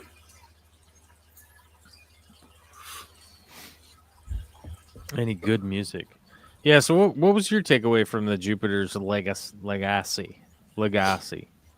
I quite enjoyed it, and I believe that I will await a next season with great anticipation. I thought it was like they could have, granted it's from completely different source material to the boys, but I feel that kind of subject matter, they could have really gone down the same avenue as the boys and made it real in your face and stuff. But I guess maybe that stuff is to come a little bit more because of the utopians, you know, his code and whatnot that he forces everyone to have. I feel there's going to be a little bit more blowback against that. And potentially that might come from his misso, his wife, whatever she's called, Lady something or other. Lady Utopia. Is it Lady Utopia? I don't know. I can't remember. Yeah, I I can't literally remember. I remember Skyfox is George. I remember that. But he's the Skyfox is George. He's the guy who gave up on the code. Is he Mohawk Boy's dad? Yes. Yes. The gentleman with the darker skin tone. He's the supervillain now, yeah. Yeah. Yeah.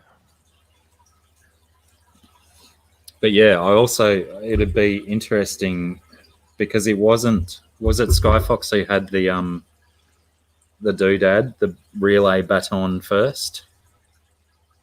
Or wasn't No. it was his No. brother, wasn't it?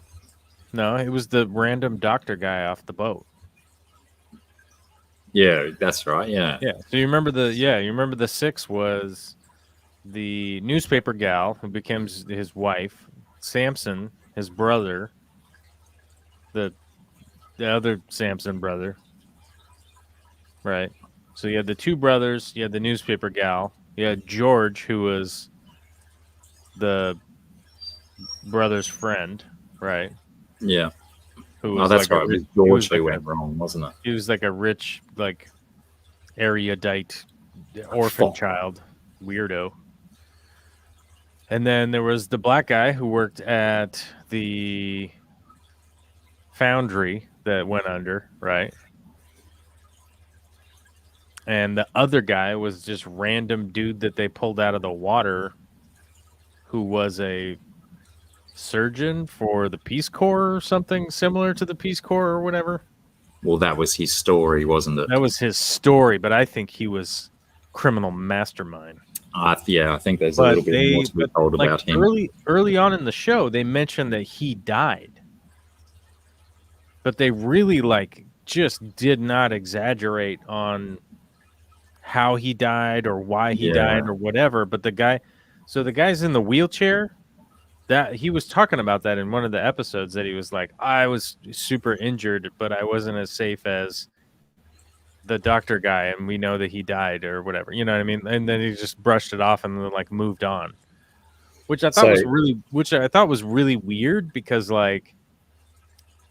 they were making it very important that there were these 6 people, like the original 6. Mm. But then one of them just kind of died, and they sort of just I don't know, that guy died and he was superpowers, but he just he was just. I have a strange feeling that his story will be told in the flashbacks of the next season. So is Mohawk guy wheelchair guy's son? No, he's George's son. Right, yeah. Right. He's George became Skyfox. Because that was one thing that was spinning me out, was I couldn't work out how the relay baton was linked to Mohawk guy. You know how it only responds to him, but obviously if he's George's son, then yeah, that makes more sense. Because he says he has no powers.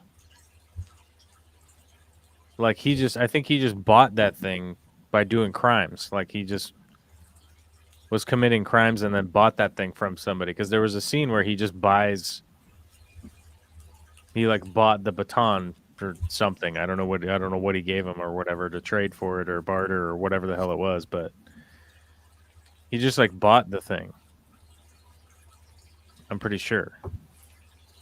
I mean, I may have to go back and watch it again, but I'm pretty sure he just bought that thing from somebody on the dark web. He was on the dark web trolling around, and he found something for sale. I don't know. So he maybe had to configure it to himself. Yeah, I'm not sure, but he has that, we're talking about is Jupiter's Legacy, guys. Yeah. Fresh to Netflix a couple of weeks ago. I think it was it 6 episodes or 8 episodes? I think it's 8 episodes.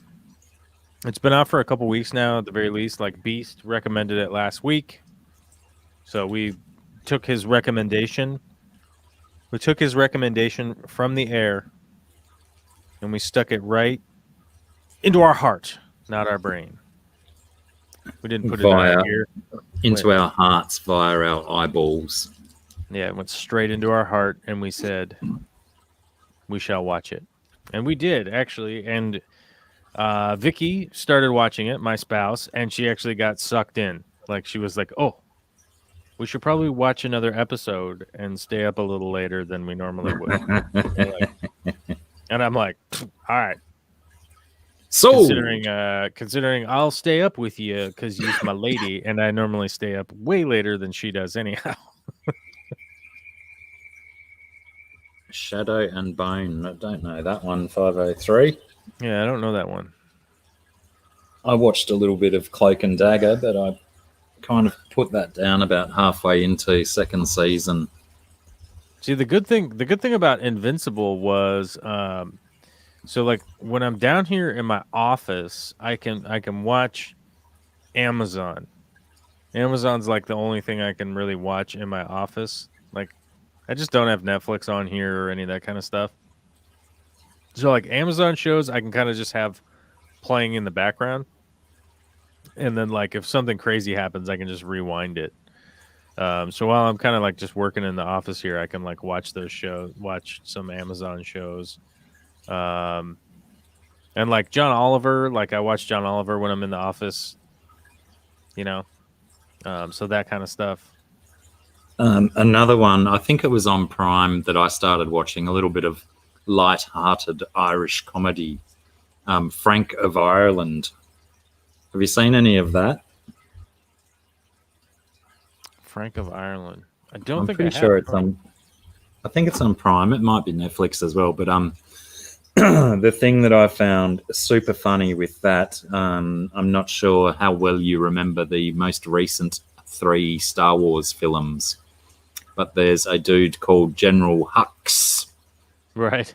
He's a ginger dude, Right. and he's quite fierce and gnarly and stuff. He's in this TV show, Frank of Ireland, but the main character, Frank, is a Ewan McGregor Obi-Wan clone. He looks exactly like Ewan McGregor's Obi-Wan, maybe with a little bit more beard. He really does, yeah. It's like what a great concept to make a show just to get a dude from Star Wars with a dude who looks like a dude from Star Wars. I'm pretty sure that was their sole motivation for that show. All right. I think I saw a trailer. I think I saw a trailer for this. I don't think I ever watched it though. It's quite funny. Is it funny? It's simple and it's easy, and yeah, some of the antics they get up to is pretty impressive. Right. But yeah, still good fun. It was worth a little bit of a watch. Oh, Shadow and Bone. Like I saw, like Netflix, or where was it? Netflix. Hold on. I like just looked it up and then closed the window. I think it was Netflix. I want to say, yeah. This kept playing Netflix kept playing a trailer for me to watch it, and it looked like too dramatic. Does that make sense? So I was like, I don't know. Give us the And it says it's actually listed as a drama, so maybe that's why I didn't. But that's why I remember watching the trailer and going like, yeah, I don't know. Obviously, it's like it's off of the books, right? The Siege and Storm, and that stuff. Like we might have to get 503 to give us the elevator pitch, the short synopsis, so we know what it's about. I've not heard of it nor seen it. Yeah. But one thing we do here is listen to recommendations. Yeah, we do for sure. if it's I mean, I would say that like if it's worth watching, and it hits like season 2. All right, Shadow and Bone. How many seasons is there? Actual locations. Original release April 23rd, 2021. Yeah, so it's only been out for a little while. So I would guess, because I think that's based off a trilogy of books, I think, if I recall. Do you know it? But like, I feel like maybe if it hits like a second season, I might get into it. Because I feel like the drama's like I don't know. But I saw the trailer and it was drama and I didn't watch it, so I was like, okay. I know S keeps telling us to watch Attack on Titan, but here's the question: have you not seen Attack on Titan? I haven't. No, I You don't never think have. so. Oh, okay. Is it a anime? Oh, it's possible. Yes. Potentially, I have, but it's certainly not locked into my mind, memorized. I don't know that number. Let me answer a mysterious phone call. You have a mysterious phone call? Hello? Great. Hey, so who have I got? Sorry? Christian. Which Christian? No, I don't. I think you might have the wrong number, dude. No, I'm Michael. All right, no worries, dude. Sometimes it's fun to answer the numbers that you don't know. I'm surprised it wasn't fucking telemarketers or some shit. It was the actual wrong number. I didn't even know they happened these days. How do you not just click on a number? You have to punch in numbers on a keypad or something? Crikey. Yeah, I might not have seen it, S, but you know, we'll see how many more times you recommend it before I take you up on the recommendation. Some folks have special powers, others are normal, and the two sides don't get along. See, the thing is that like I've Maybe watched a for bunch of the Attack on Titan, but I think the end of Attack on Titan is supposed to come out in like a year or. Oh, so it's a show as well, not a movie. It's not a movie; it's a bunch of episodes. Right. And I think as far as I'm scheduled to watch Attack on Titan is like I want to wait till the end comes out, or I'm like, the end is approaching. You know. Right. Because they promised a finality, you know. And if you promise me final episodes, I'm going to wait and get primed for the end. Lol, BJ and Pam straight onto the same page. I want to bust right at the end and watch the end. You know what I mean? Yeah. Yeah. Well, Sarah's leaving, everyone. She's leaving us high and dry. So I'm going to go and farewell her at the motor vehicle, and I'll be back. The motor scoot. Very, very shortly, I'll be back. The princess. Wave goodbye to everyone, Saris. All right, I'll be back in a tick. Oh, there goes my ankle again. Are these yours? There goes my ankle again. He's getting old man syndrome. I think he's getting it. He's getting deep in the old man syndrome. All right. Well, we've taken over the show. I can't go full screen because I don't have the controls. I'm just literally here and entertaining the chat. What are you doing, chat? What's going on? Honestly, just watch like the first 2 episodes, then you can decide. S, dude, I am with you. I'm just saying the end of Attack on Titan has been promised, and I'm gonna wait. I'm gonna wait so I can revel in the finality. I really enjoy the ability to know that it's the end and not go like, are they going to make more of these in 5 years? I don't know. Blech. Not a huge fan of the cliffhanger either. I'm legit like not. I'm not deep in the. We're just going to leave you hanging for a couple of years while we go produce a thing. Because because you never know if that thing's actually going to get produced. Does that make sense? Like if they like what was that Western Westworld? There was that Westworld, which was like a phenomenal. First series was phenomenal, and then like the second series came out and it was kind of like, and then I think there might have been a third, but maybe not. But I think the season 2 was just like, well, okay, you kind of lost me, guys. And then it was after that, it was like I think a third series came out, but I didn't even watch it because I was just like, yeah, I don't know, man. Like you got to have some kind of, if it's going to be a couple years before the next thing comes out, you got to have some kind of closure to the end of the story and like have it be able to stand on its own legs. And then you could continue telling story later, but that I don't know. That's just me. What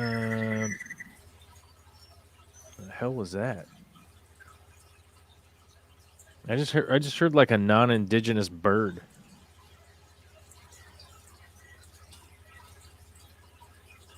I don't know. Maybe I'm under attack from ghosts or wizards. Who knows?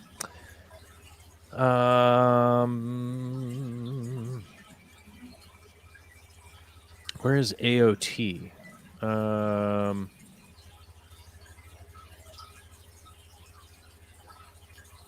AOT. What is AOT? I don't know. You got to help me out there. AOT.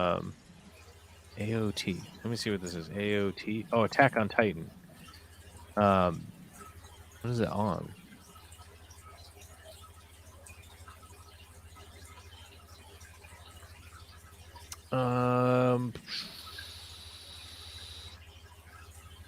TV series airs on something. I think you have to like download.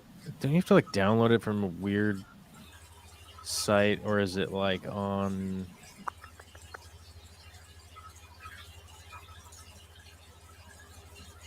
Yeah, seasons, 4 seasons. Original network is MBS, right? Hold on.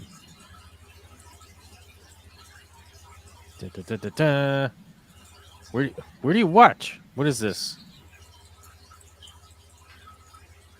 More episodes and seasons. It just says like watch. There's just like a click button that says watch. Hold on. Where am I going to watch it? Sling TV has it, apparently. Apparently Sling TV has it. Edit services? No, I don't know. What the hell is this? We don't want any of this. But yeah, I guess it's on Sling TV. I don't know. I guess you just have to Google it. You'll have to Googleize it. You know what I mean? And you just be clicking buttons on Google like I am right now and just going wild, dude. You just be out here being like, hey, man, I'm going to get weird on the internet, clicking buttons about Attack on Titan. But I think says Sling TV has it, so I'm sure somewhere you can find it pretty easily. I'm not saying I've ever downloaded any episodes of anything ever. Best way to watch it, Netflix season 1, and Crunchyroll is free with ads for the rest. Okay, there you go. There you go. Boom, boom. Or Sling TV, apparently. I don't know. It said it was on Sling TV. Yeah. Netflix. Oh, you guys already said Netflix, but I guess Netflix is on season 1. It's on season 1's on Netflix. Sounded like a funny kookaburra. Yeah, I don't know if that was like me out here, or if that was like some wacky bird over at Blacky's side. But I think it was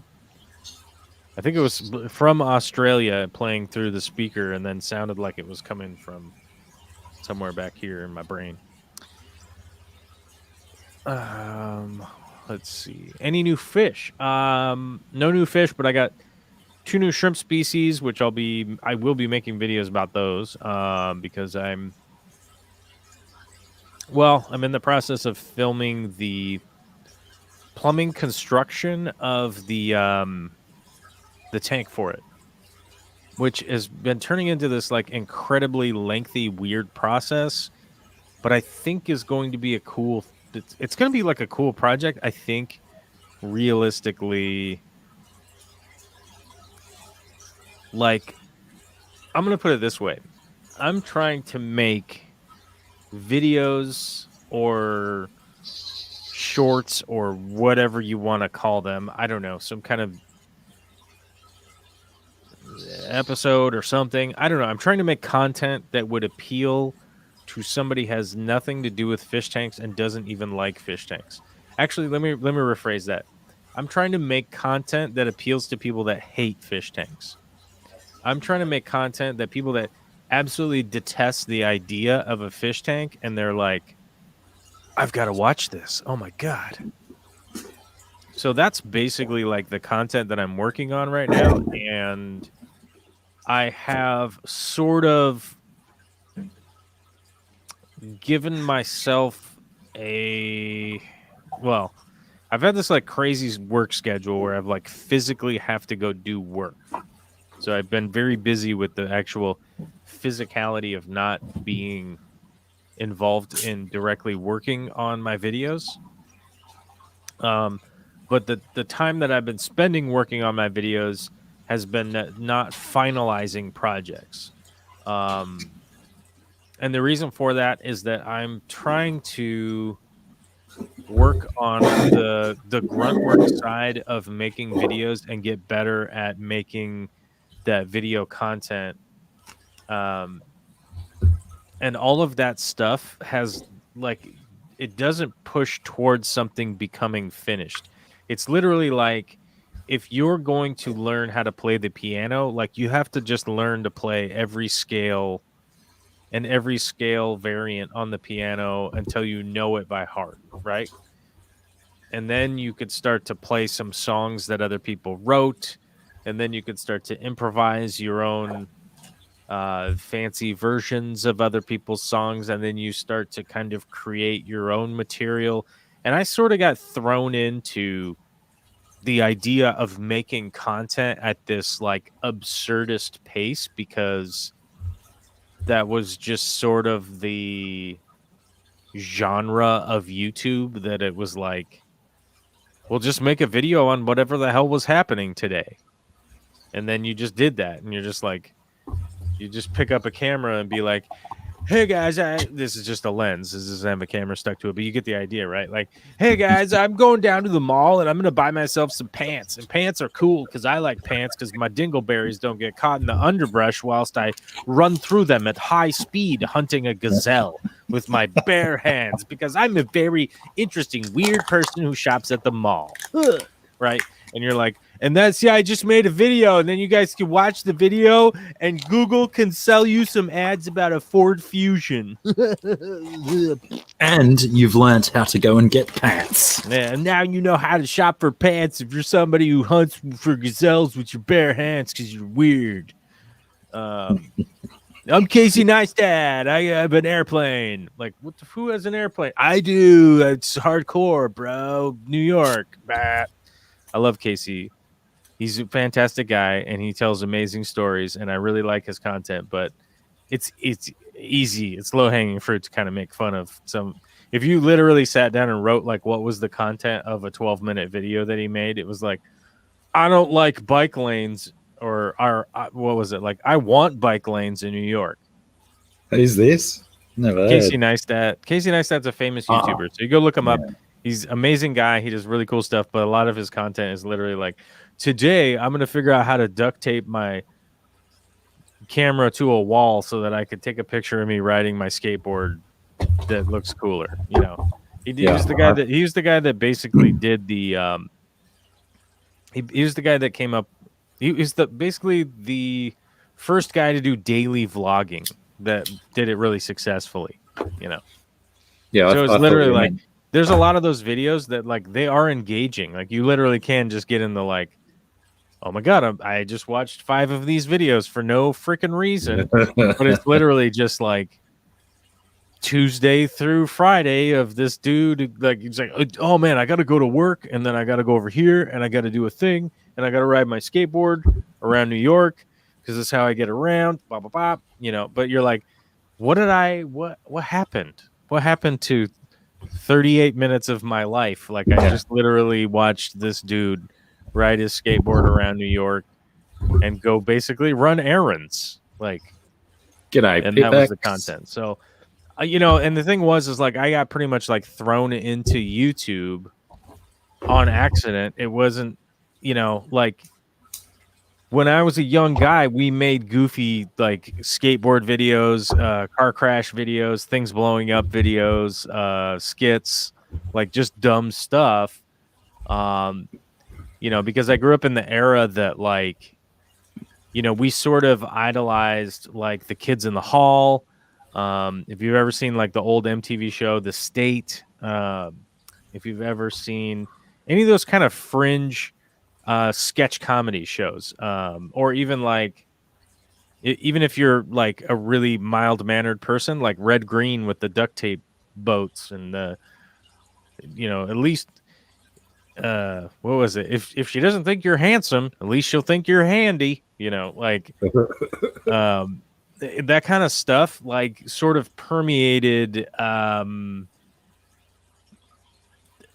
the people that the group of people I grew up with are the kind of people that would DIY making videos or start up a garage band and play like 10 bar shows and then be like, we're starting a violin group now. Like, screw it. We're not punk rock.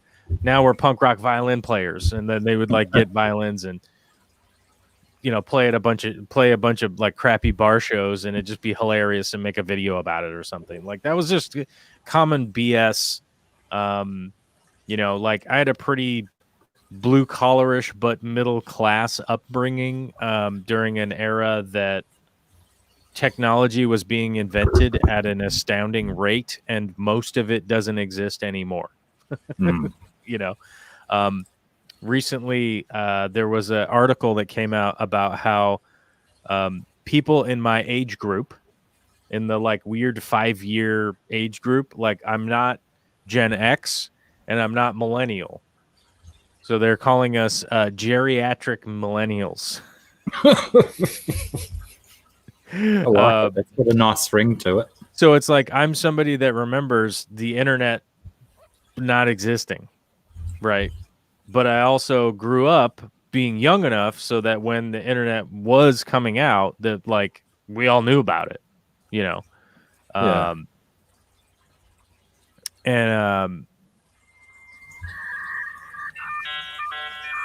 Oh, there you go. Is that a 56K or is that a 28.8? What is that? 14.4? I was going to say probably 14.4, knowing my sound effects technology. That's probably 14.4, So it's, and it's kind of one of those weird things that like I grew up in a part of the world that was sort of weird,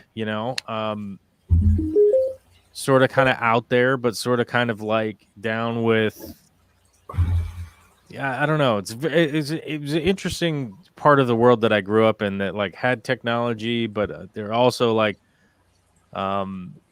fairly open-minded, fairly like not incredibly diverse, but pretty diverse. Not incredibly, but fairly. It's just odd. But anyhow. Well, I got thrown into kind of doing YouTube because I used to answer questions on forums, right? So like written forum posts. People would type in, what the hell's going on with this? What the hell's going on with that? And I would just literally like answer forum posts. Like it was just fun to like go in and answer people's forum posts and help them out. And there were all these weirdos in the aquarium hobby that, I mean, if you think like 15 years ago, there wasn't that much information readily accessible for somebody in the aquarium hobby to like kind of figure out like, well, my fish keep dying. I don't know what's going on. And then it's like, well, have you cycled your tank? Like, well, what's that? It's like, well, bacteria has a natural cycle that blah, blah, blah.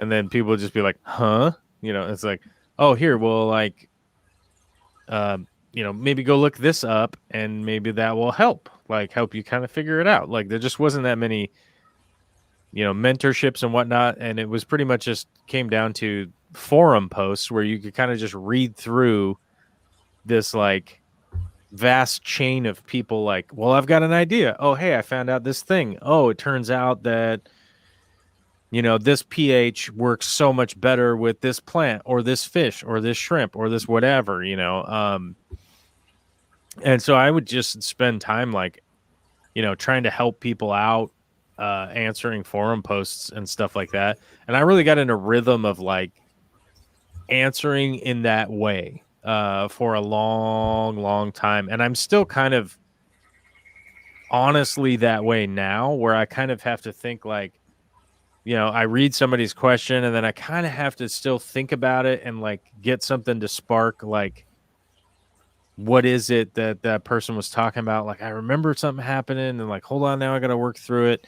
But of course I do it live now, and it makes me even seem dumber than I actually am, which is pretty accurate, I think, honestly. It brings a little funny side of things when I'm just like, I don't know, man, I'm dumb. Well, I don't know if that was answering 503 Aquatics question, but that seems to be a poignant moment to bring that up. What pitfalls should people new to the YouTube avoid? My biggest one that I'd like to start with is do it for you. Don't try and do the latest fad and whatever. Just do you. Yeah, I think the biggest pitfall, and to expand on what you're saying, is like, take a minute and seriously outline what it is that you want to do.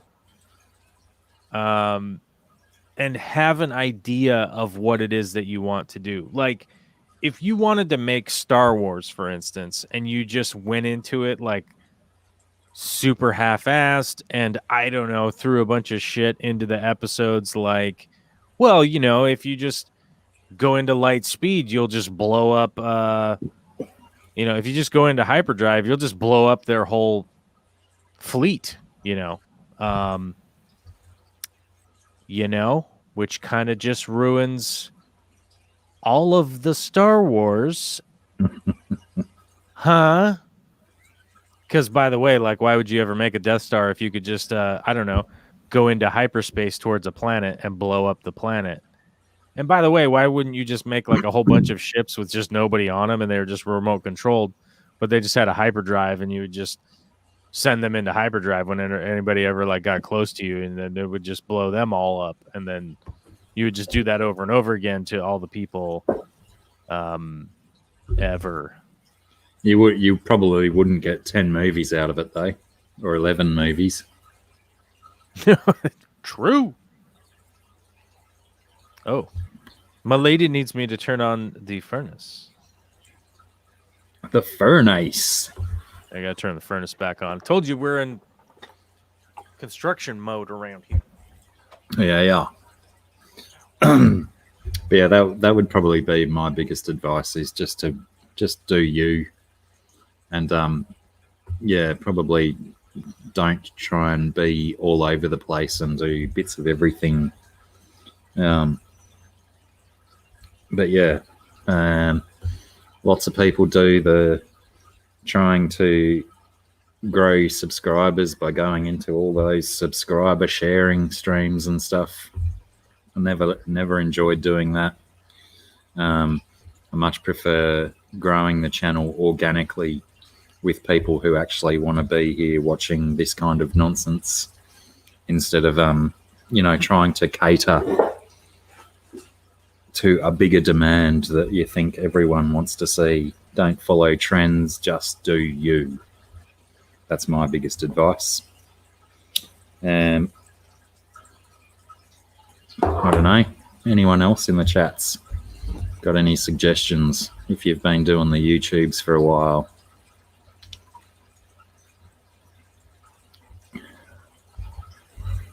Oh, what else, me?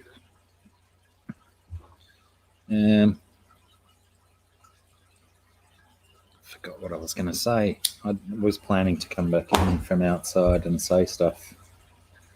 It's gone again. I used to try at 503, try and build the subscribers that other way, but I just hated it. It was so shallow and pointless. Lots of people swear by it, but then generally if you try and build it that way, you get too many people that just aren't in your wheelhouse of the stuff you want to present, and you get all these idiots coming in with silly comments. let's be friends, let's be YouTube friends, all of that kind of stuff. You know, just let it grow organically and have people there that want to be there. You know, it's working for me so far. Well, I mean, it's not really working for me so far, but my life is not about making a splendid, massive YouTube channel. I just do it for me. I like sitting around and chatting with this goose. Yeah, that's right, buddy. Yeah, I turned on the furnace, dude. I forgot to shut the door. Hold on. I'll be right back. I want to talk about the YouTube for just a second right when I get back. Okay. EOS definitely comes through with some valid knowledge as well. Good point, S. But S, you've probably still got subscribers. 0 videos, but I bet you've got subscribers on your channel. Who gets 3 hiccups and then stops the hiccups? That's a bit weird.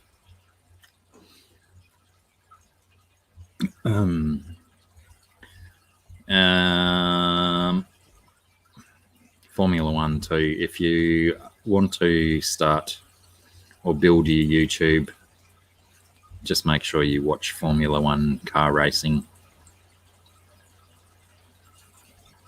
1981, born in 1981. That's right. I'm scrolling back through the chat so I can find that. Is that when Corvus said he's born 1981? Lies. I bet that's a lie. He's older than me, surely.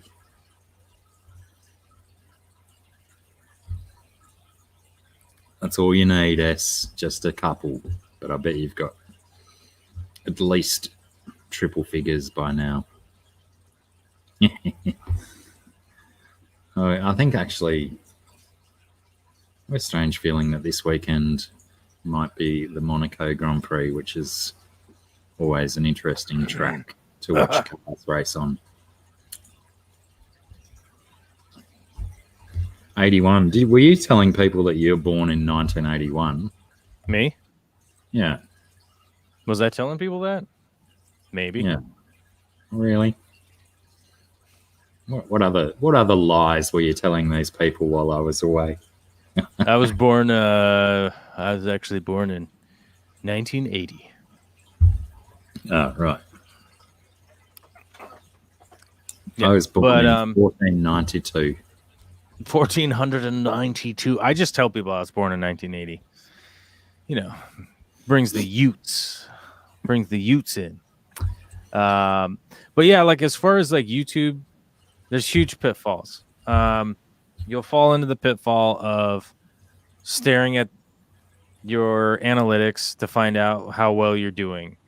You'll read 100 good comments, and the only one that you read is the one bad one, the only one that you hear. That's human nature. Like, there's all these human nature things that you have to deal with being on YouTube that you have to learn how to manage. You know, it's like when somebody says that you're a piece of crap and blah, blah, blah, and you suck and, blah, blah, blah, and all this, like, even way worse stuff than that, obviously. You know, and meanwhile, like 100 other people are like, you know, you made my day. Awesome. I really like this, blah, blah, blah. You know, like the one that stays with you is that. But that's just like human nature crap. Like if you read that and you let it get to you, you know, it'll screw you up. It just will, you know.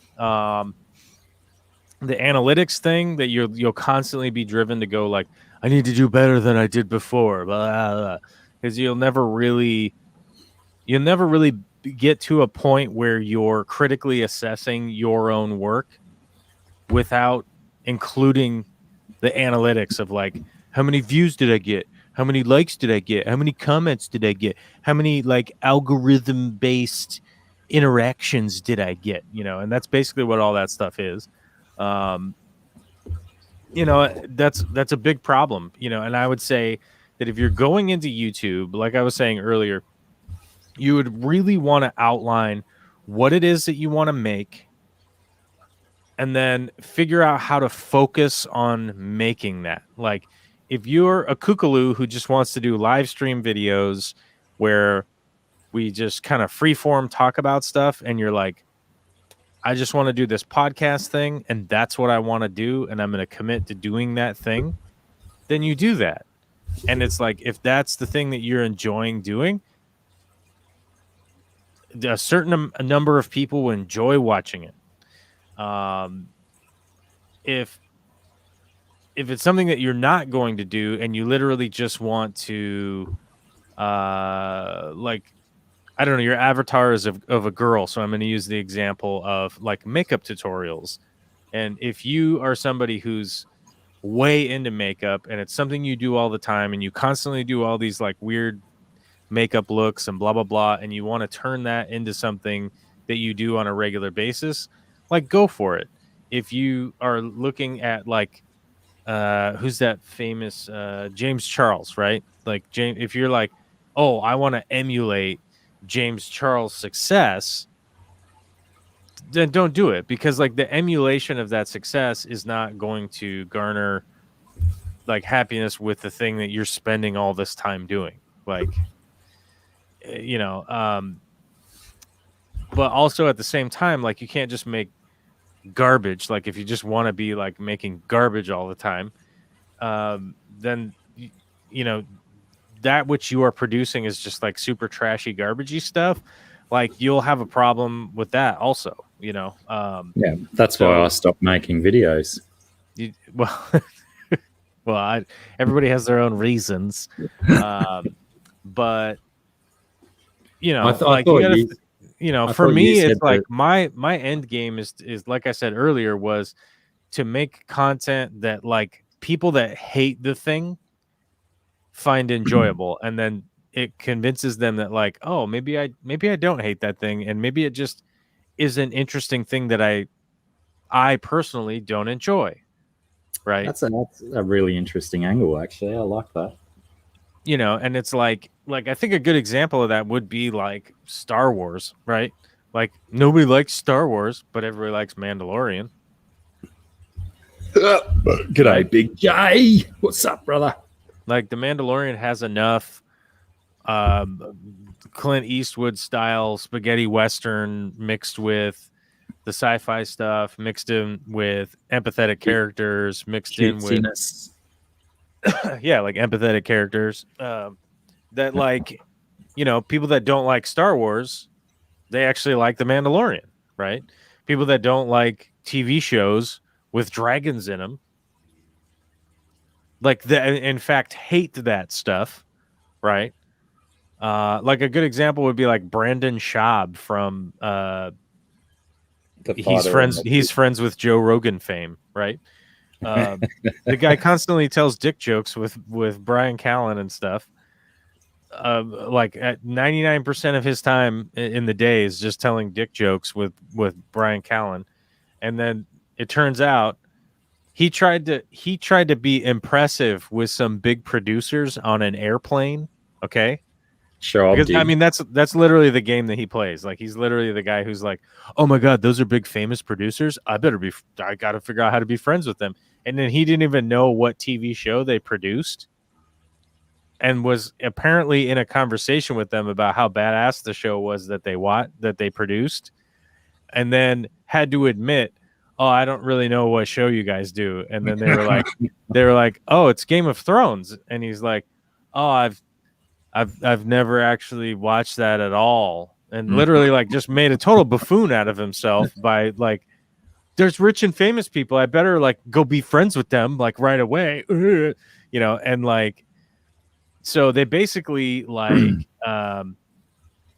he's basically like, all of his friends were like, well, maybe you should just go watch that show instead of like, joking about how much of a dork you are around famous people or rich people or whatever. And he was like, all right, fine. So then he went to go watch some of the shows, and then he was like, oh my God, guys, this show is rad. And you're like, dude, you're like 7 years late to like, everyone has already watched the show and everyone said it was awesome. And you said it was dumb and had dragons in it. And he just like kept coming back and being like, dude, I watched like 3 more episodes and like, oh my God, the dragon's hatched, you know? And you're like, yeah, dummy. Like everyone said it was rad. And you were just trying to be the anti-hero or whatever, you know, like I'm too cool for stupid dragon show, you know? But then it turns out stupid dragon show was so awesome that even Brendan was like, oh, this show's actually rad. Yeah. And you're like, yeah, dude. Yeah, how can a dude who makes that many dick jokes not actually want to watch a TV show with that many dicks in it? Exactly. Like, what's going on here? I mean, like, there's that many dicks in it. You figure he would have been showed up for some meat gazing right out the gate, you know? But, you know, it's like, it's one of those things that's my goal, is to make stuff that people that are completely uninterested in, or even completely like, no way I would ever watch that, are literally like, oh, whoa, that was cool, man. I just watched something that was rad, and it was something I thought that I hated, like, or would, you know, and that ultimately is that's my goal, is to figure out how to sway people's opinion to a maybe not positive, but like bring people from a negative, to erase negativity, I guess, maybe. Yeah, or just that's a wicked way to go about it. I reckon that's great. So I don't know, and it maybe it's I don't know. The thing is, like, it's not out of the realm of possibility, because like there's two examples right there. Or like people that hate cars, right? People that hate cars, Top Gear. Like Top Gear is like a perfect example of a TV show that with or like the original version or whatever, like, I don't know, there's an Amazon one now and it's still pretty good because it has the good people from the first version. But like Top Gear would be a perfect example of like people that have no interest in cars will watch a whole episode of Top Gear because it's just to watch those dudes bounce off one another. Yeah, and just going around, and the timing is great, and the jokes are funny, and the segments make sense, and they're like it's well developed. Like whatever it is that happens, like it happens for some kind of reason. It might be a comic reason, it might be a narrative reason, it might be a commercial. Who knows? Like it's basically like an hour-long commercial for cars, but. Like there's like 3 examples right there. Like you may have zero interest in that content, but like that content is just that good that it bridges over to you and makes you like want to go, okay, oh, yeah. I get it. All right, at least I get the fascination. That's not as shit as I thought. Right, and like BJ Palmer is saying, go F1, right? Like the F1 show. I haven't watched the F1 show yet. I haven't watched it, but I've only heard like swimmingly good things about it, that like you may have no interest in cars whatsoever. But like, I guess the F1 documentary is like really good and does a great job of engaging you, even if you're not into it. Well, most definitely. I mean, I've certainly watched a Formula One race here and there, and then I went and watched that F1 show. And now it's like, I was pissed off at the weekend that there wasn't a race on, that I had to wait a whole another week for the next race. It's like, oh, wow, they really got in there. They really got in there with that stuff. But it's obviously done in a very particular way to build the drama and all of that stuff. But there's plenty of that drama and all of that niggly relationship stuff between the teams and even within the teams that goes on that just draws you in and keeps you magnetized to it. Right. And once I started, I found it very difficult to stop as well. I would go through 4 and 5 episodes at a time, just smashing it out. And I hope they keep making it. Especially with the shit that Daniel Ricciardo's been up to. Ricciardo. Ricciardo.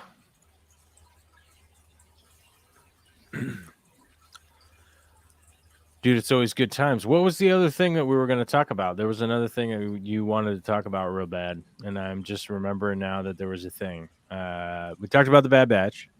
Or did we talk about the Bad Batch? Oh, it seems like the filler episodes. Seems like a filler episode, this last one.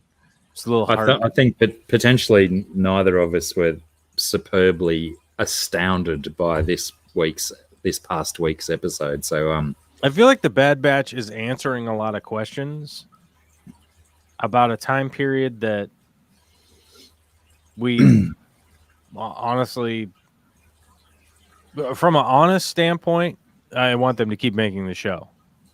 But if I'm speaking from the heart, it's like, do we really need to know what happened in this time period? Because we know the outcome. We know where this is going.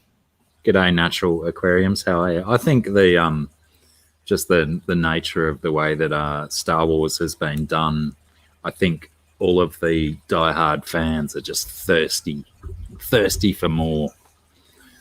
And one thing I really want to see in the Bad Batch, I have a strange feeling that we'll see a bit of Boba Fett action. Right.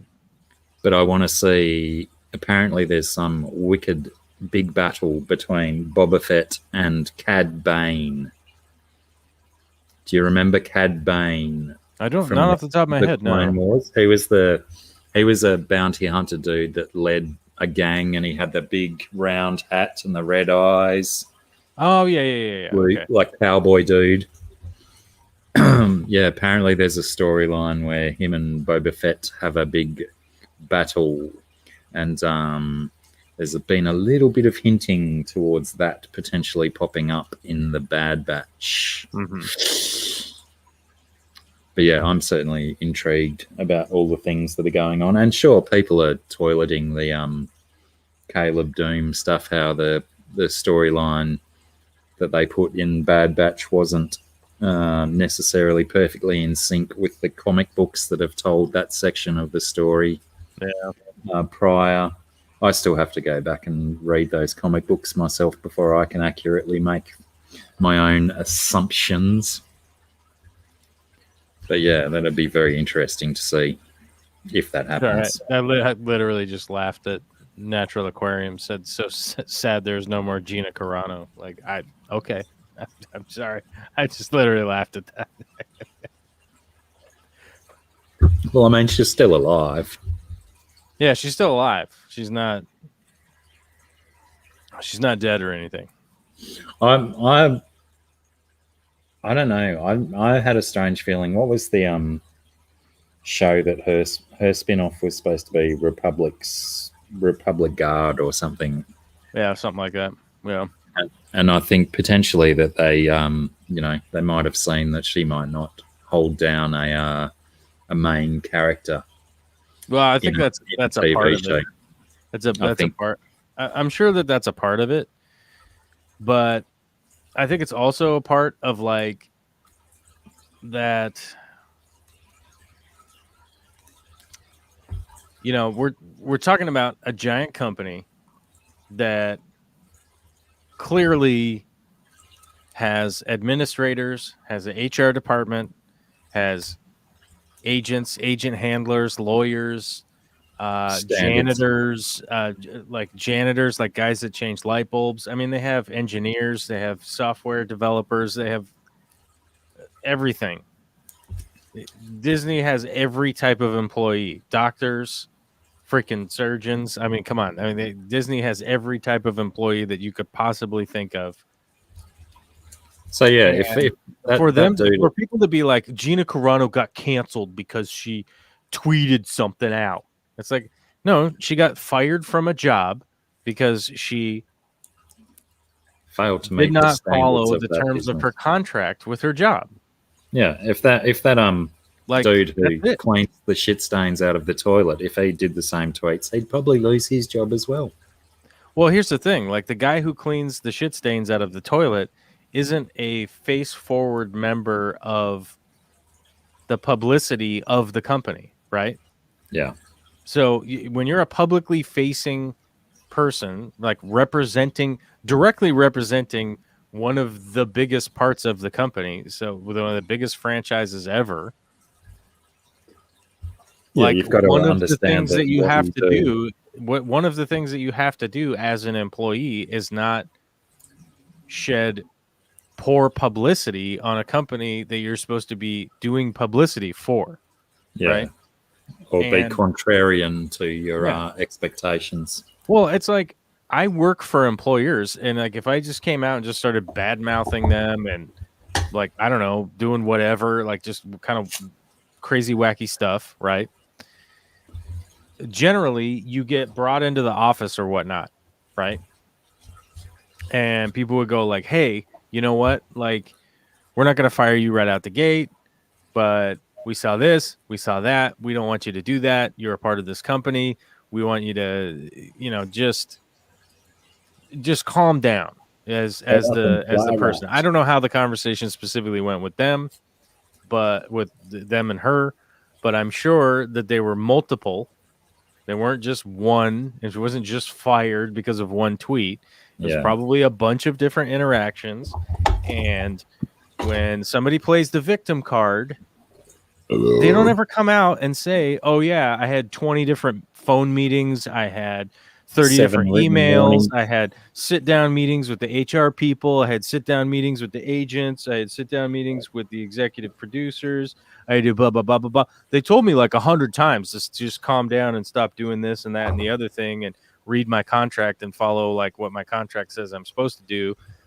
They don't ever talk about that stuff. They just go, "I just was on Twitter and I got fired." And you're like, okay, what's the full story here? Right? Yeah. You know, I want that interview with her mixed martial arts coach, the one that she always argued with. Did she always follow her coach's instructions? I bet she didn't. Probably not. I don't know. But apparently now she's going to go make some movies with Ben Shapiro, of all people. Like, oh my Ben God. Shapiro is making movies? What?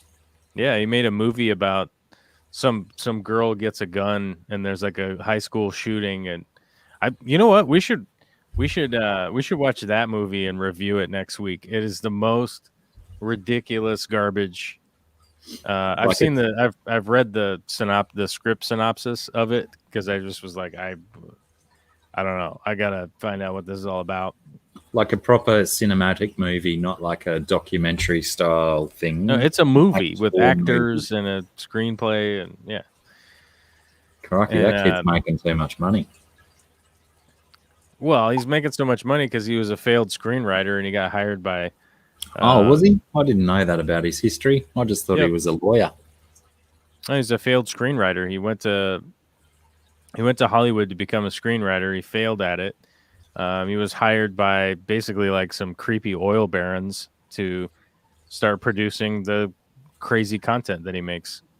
Yeah, interesting. Because that's why he has that whatever that online magazine that it is that he has. Like, I don't know what's it called, like The Grift, I think, or something like that. I don't know. Where it's just literally like, what's Ben Shapiro's like?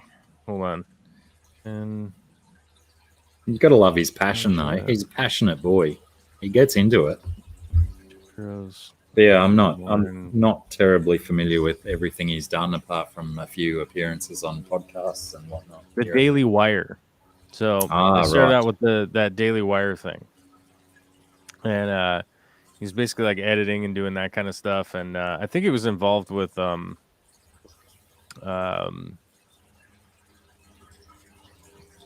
I don't know. I don't want to speak out of hand, but he was involved with a lot. He's been involved with all this like creepy dark money stuff that you just wouldn't, like, as an average person, you would be like, yeah, I don't know, man. I just don't. I don't normally like have Lex Luthor hire me to do stuff because like that's weird.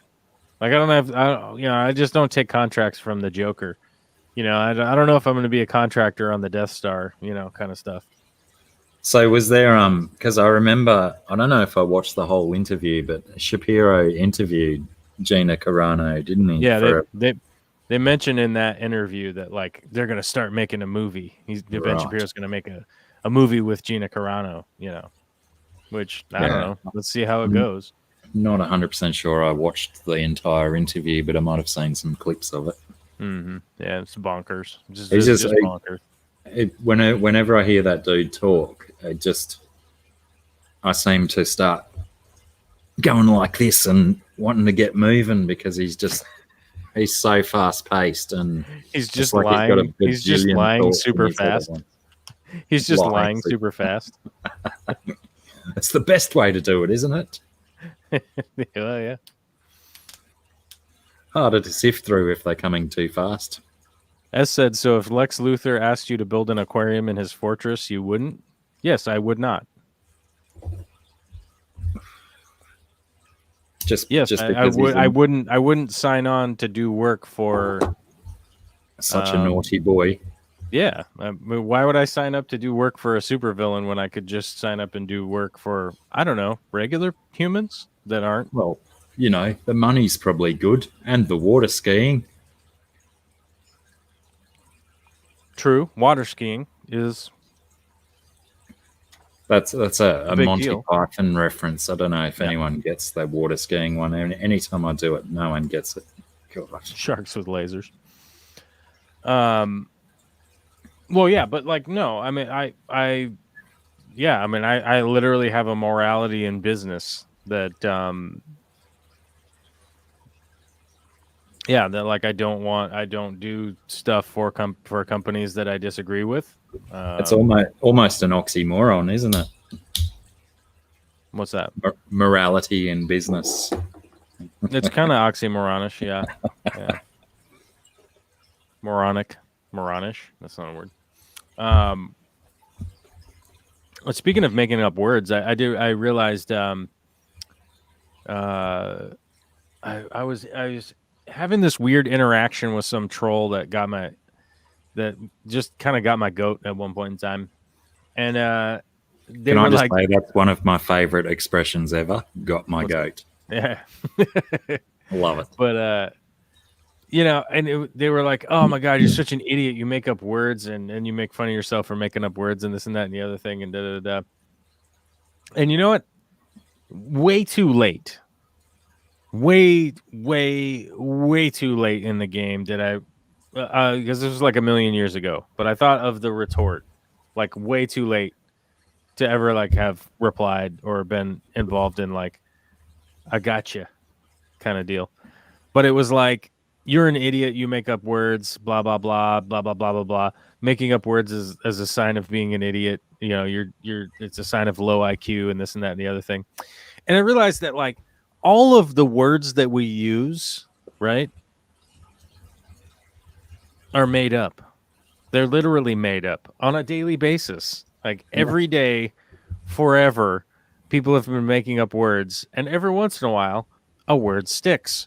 And then those words and language are used to convey the ideas from out of your brain space to another human through sound, right?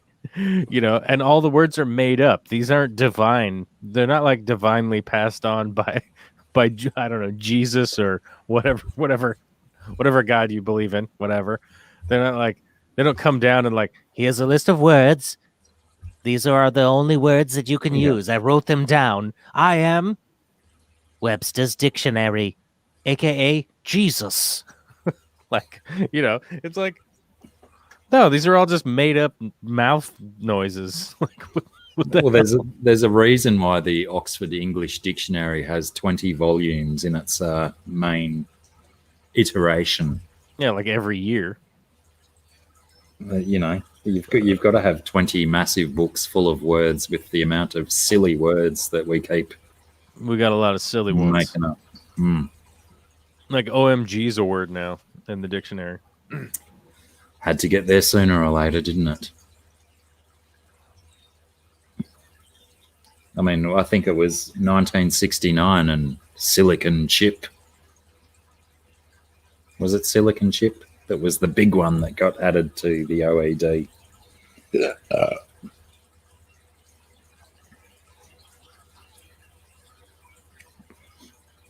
Thanks, crosswords. Oh, speaking of crosswords, the when you said about it was a million years too late to come up with a really good retort. Mm-hmm. There's a dude who used to do these really crafty rap videos on YouTube Mhm. Was he Zach someone? I can't quite remember, but Was yeah, it he went Zach from Was it Zach or Zach? Zach, I think. Zach, I think he was. But yeah, he Noise. had this series of really, really cool rap videos, but now he does like his videos are word related videos, but one of his videos was just one of the best rap songs I've ever heard, and it was exactly about that the dude was, off thinking 24 hours later. What is that bird? What's that bird noise? I didn't hear it. They fade into the background for me. What did it sound like? Can you imitate it? No. I would like to be able to, but I don't think I could pull it off. Might have been a kookaburra. Did it go? That might have been it. No, it was all wee, wee, wee, wee, wee, wee, wee. That would be probably a Lewin's honey eater. Oh my god, that's so cool. Okay, anyhow, so the guy makes the word videos, right? Yeah. Far out. I wish I could remember his name because he's had a few really good ones, but it just struck me as super odd when I was put on to watching his rap videos that sure, obviously the kid has knowledge about words and stuff, but the fact that he went from creating these really funny, humorous rap videos, and then now he does like etymology videos on word origins and stuff like that. Oh, so he's gone like just full nerd boat. Yeah. Oh, so maybe he's turning the rap fans into, I don't know, scholars or something. Education. Someone's got to try. Someone's got to try. I'll have a quick scroll through my bajillion YouTube subscriptions and see if I can find his name. Because yeah, definitely worth a watch. But if you've got one of those, those moments in your life where you wish you had that perfect comeback, this video is perfect because his comebacks that he uses in his rap song are just phenomenal.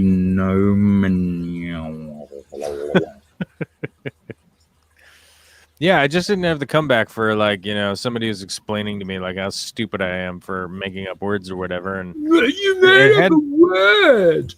It hadn't occurred to me at the time that it was like, hey, dum dum, all these words are made up. Like they're all made up. Like all of them. All of the words that you're currently using to tell me that I'm dumb are made up. Somebody made them up. I've found him. He is Zach Sherwin. ZACHSHERWIN. Zash. Zash Sherwin.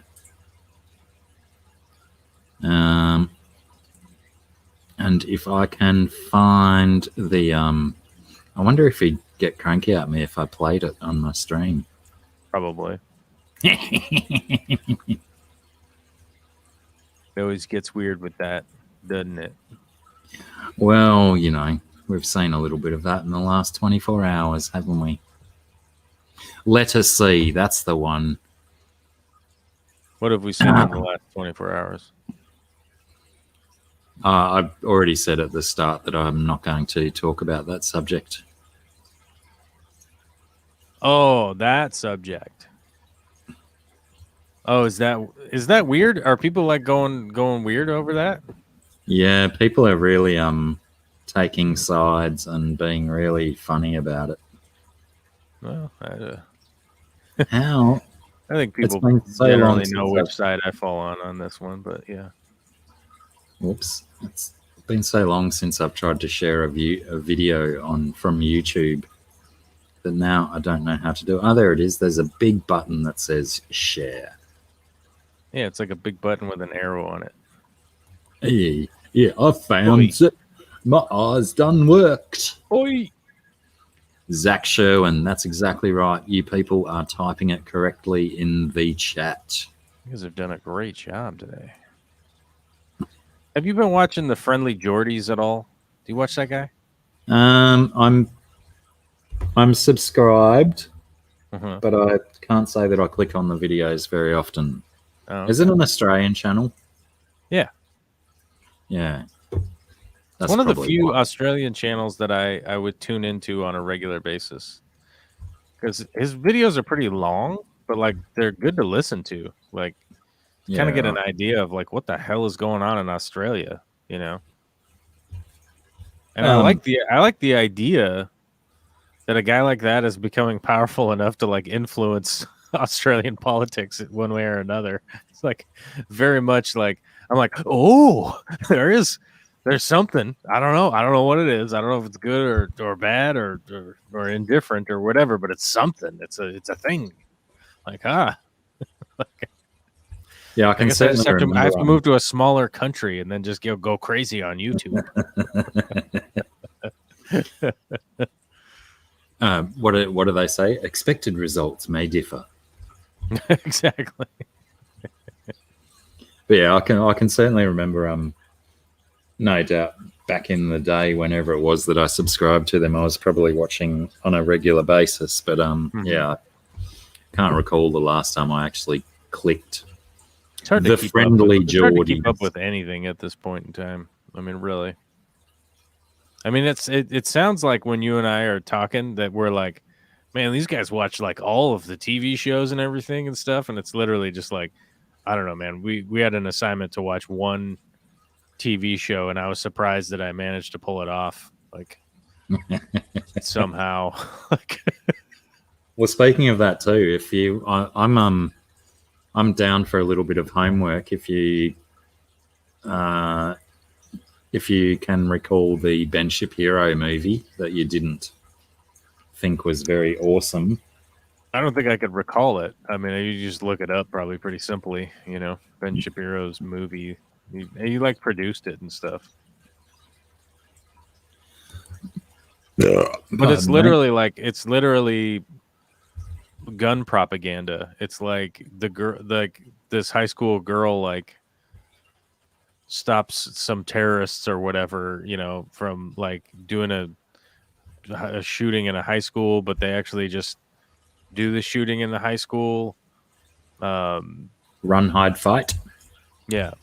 It's literally just like it's just gun propaganda, but it's not even like done well. It's just literally like it I don't know. It's I mean, I would have to watch it and like write up an essay about it, and I'm just not interested in putting that kind of energy in. But other people certainly have, and they're like, yeah, some people that I trust did some write ups on it, and I was just like, oh my god, it's literally like what you would expect from somebody who has half a brain and just takes money from the NRA or whatever to like, oh yeah, see that girl, she stopped the terror guy.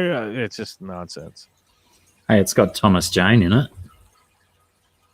Yeah, I mean, an actor that gets paid money to be in TV shows, yeah, and movies. I find it really, really funny that that's one actor who seems to always have the same hairdo in movies. Oh, I suppose Ben Affleck's like that, isn't he?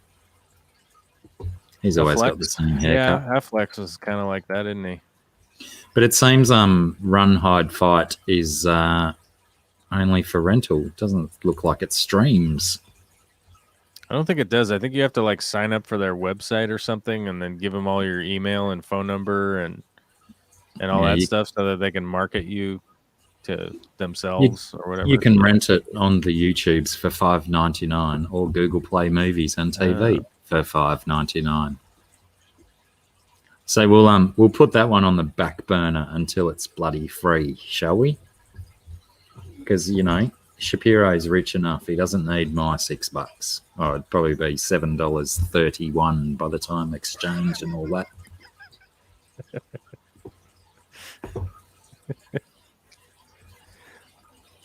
Yeah, I don't know that. I mean, I don't see myself putting the money into to rent it. You know, that's for sure. Yeah, why would you when you could go to follow my links to Zach Sherwin's incredible funny rap videos instead for free on YouTube. instead of $6 on YouTube. Imagine if you had to pay $6 for every 3-minute video on YouTube. That would be, that would be insanity. I mean, I don't think YouTube would exist anymore.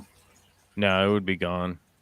I mean, I pay for premium, so I don't have to like watch any of those garbage commercials constantly. But I think it's like $9 a month or something like that. Yeah, yeah. It's, So it's I mean, not too severe. Yeah, I'm like, I don't know. It's like 30 cents a day or something goofy like that, where you're just like, yeah, whatever. Yeah, that's always a good whatever. a good way to break it down. Break it down to your daily cost, and then go, yeah, it doesn't seem so bad. I mean, to like not listen to basically like the worst commercials ever invented. Like, I mean, Jesus, like and ad nauseum too. Like they're just like nonstop. I mean, like try to watch one like 12-minute video and you get like 3 or 4 ads or something crazy. It's just like what is going on here? Like this is the level of absurdism that you could have never predicted. Like, well, I mean, I guess you could have predicted it, but it's pretty insane, you know. Fish Tropic saying space snakes. By the way, I put a link into the chat there for Friendly Geordies. Fish Tropic saying about space snakes made me think back to a week or two ago. One of the informative podcasts that I listened to, Stuff to Blow Your Mind, I think it was on. They did a 2-part series on Star Wars creatures, anatomies, and stuff. I'm not sure if I've got any Stuff to Blow Your Mind listeners in here. I think it's an iHeart Radio production. But they certainly danced around some really interesting stuff with the anatomy of certain Star Wars creatures, including some of the ones that are out in space. That is probably a good point to lead into recommendations, because there's one. I recommended that one. Recommended Stuff to Blow Your Mind, Star Wars. I think they called it Necropsy, maybe. Star Wars Necropsy. Necropsy? Like as if they were, pulling apart a dead animal and studying it. That would probably blow your mind, I think. That's ironic too, that I go into my podcast page and currently open is a Stuff to Blow Your Mind podcast. The invention of the book, part 2, is where I'm up to with them. Now, they're not... I find... I don't know if you're familiar with Stuff to Blow Your Mind podcast, a different stuff. But the 2 guys who host Stuff You Should Know, Josh and Chuck, I really love listening to those guys. The way they bounce off one another and the comedy that they use to tell us about things is fantastic. The 2 dudes on Stuff to Blow Your Mind, they don't have as entertaining personalities, I guess, but they're still very, very, very, very, very listenable too. Mm-hmm. I'm going to need to go and find that title now. I'm going to be gone for days. Oh, they had one called The Toad Vomit Miracle. It was only a little short one the other day, which was very interesting about all of these interesting old medicinal treatments made from toad vomit. Yeah, Star Wars Alien Necropsy. My God, that just sounds ridiculous. Because they didn't really have Ahsoka Tano on a surgical table cutting her apart as they were trying to define what all of these bits are that dangle off her head. Oh, that doesn't sound good, man. I don't know. I mean, I don't know. Yeah, it was pretty Sounds interesting morbid. to hear their take on. Yeah, it wasn't really from the point of view of a necropsy. I don't know why they used that kind of word. They were just trying to explain how these alternative creatures from another dimension might possibly work. Yeah. Yeah. I guess that's a thing you could do. Oh, that's wanted to right. We do didn't. Mondegrains. Is that what they're called, GRB? Because we didn't do any misheard lyrics this week. That was so funny though. After we've done 2 episodes now and included some misheard lyrics, Mm-hmm. and then it popped up in some bloody mainstream podcast that I was listening to the other day. Really? Yeah, they were talking about misheard lyrics as well. I mean, sure, it's probably a fairly common dinner party conversation. True. But True. Probably comes up. yeah, but it was just interesting timing. Maybe they watch, maybe they listen, and they stole my ideas. This wasn't really my idea in the first place, was it? I think I stole it from someone else. Criminals, I'm telling you. But yeah, I mean, before we dive too hard into recommendations or anything, any other misheard lyrics? Now that GRB brought it up, Mondegrains. I don't actually have any off the top of my head. Yeah, you know, we keep bringing this up every week, and I feel like I'm just so ill prepared for it for some reason. I just feel like I'm not doing my homework. But I did watch Jupiter show that I can't remember the name. Jupiter Legacy. Neptune Ascending. Neptune lateraling. That's right. Neptune sidling.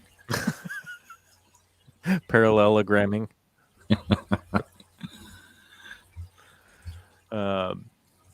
Yeah, but I remove umbilicals. You sexy thing. That's a good one, GRB. I remove umbilicals. That's right. It's I believe in miracles, isn't it? That's right. Yeah. I mean, it's supposed to be I believe in miracles. I'm probably never going to hear it that way again. I remove umbilicals. And the visual will go along with it as well. You zesty thing. Zesty thing. Oh.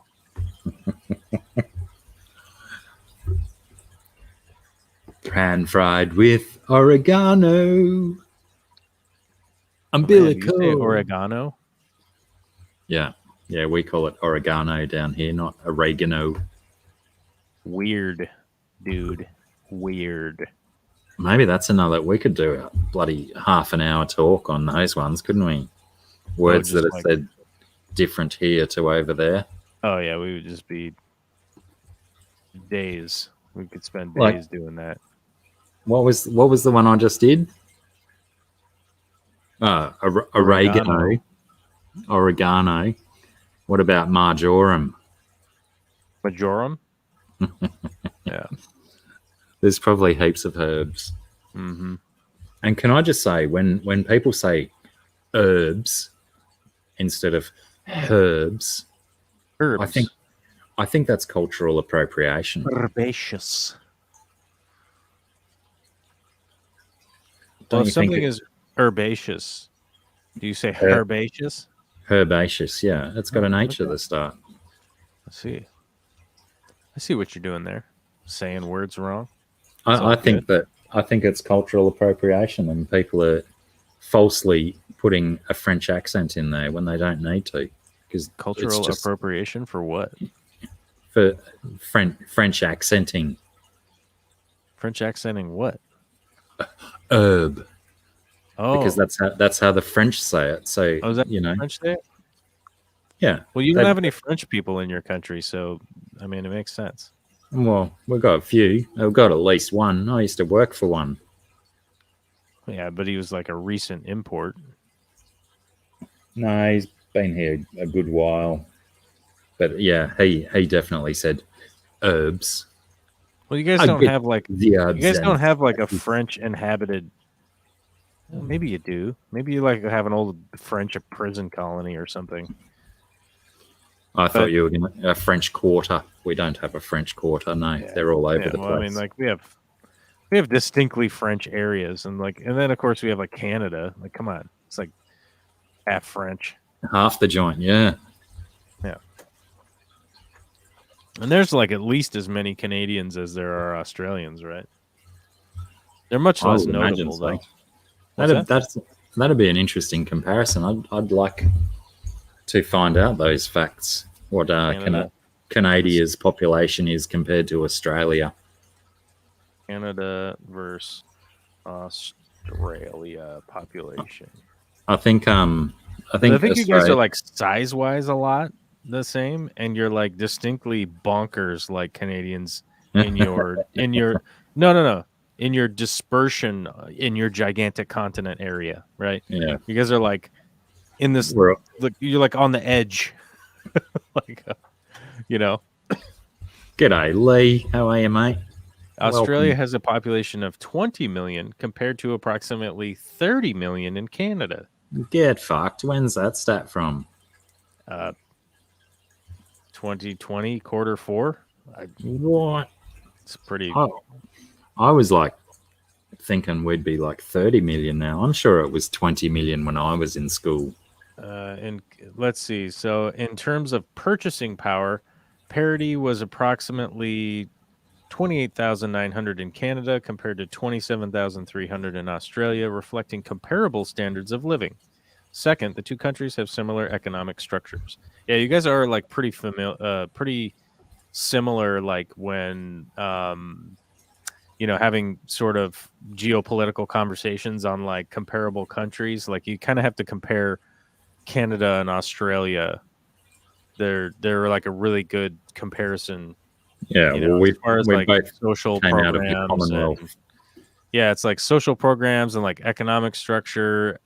Like you guys have a lot of like the same similar kind of industries, and like the weird way that you guys are like dispersed on in your large area is very similar too. So it's like you have like a couple of big cities, but then everybody's kind of just like spread along this like kind of border areas and whatnot, and then some weirdos live in the middle.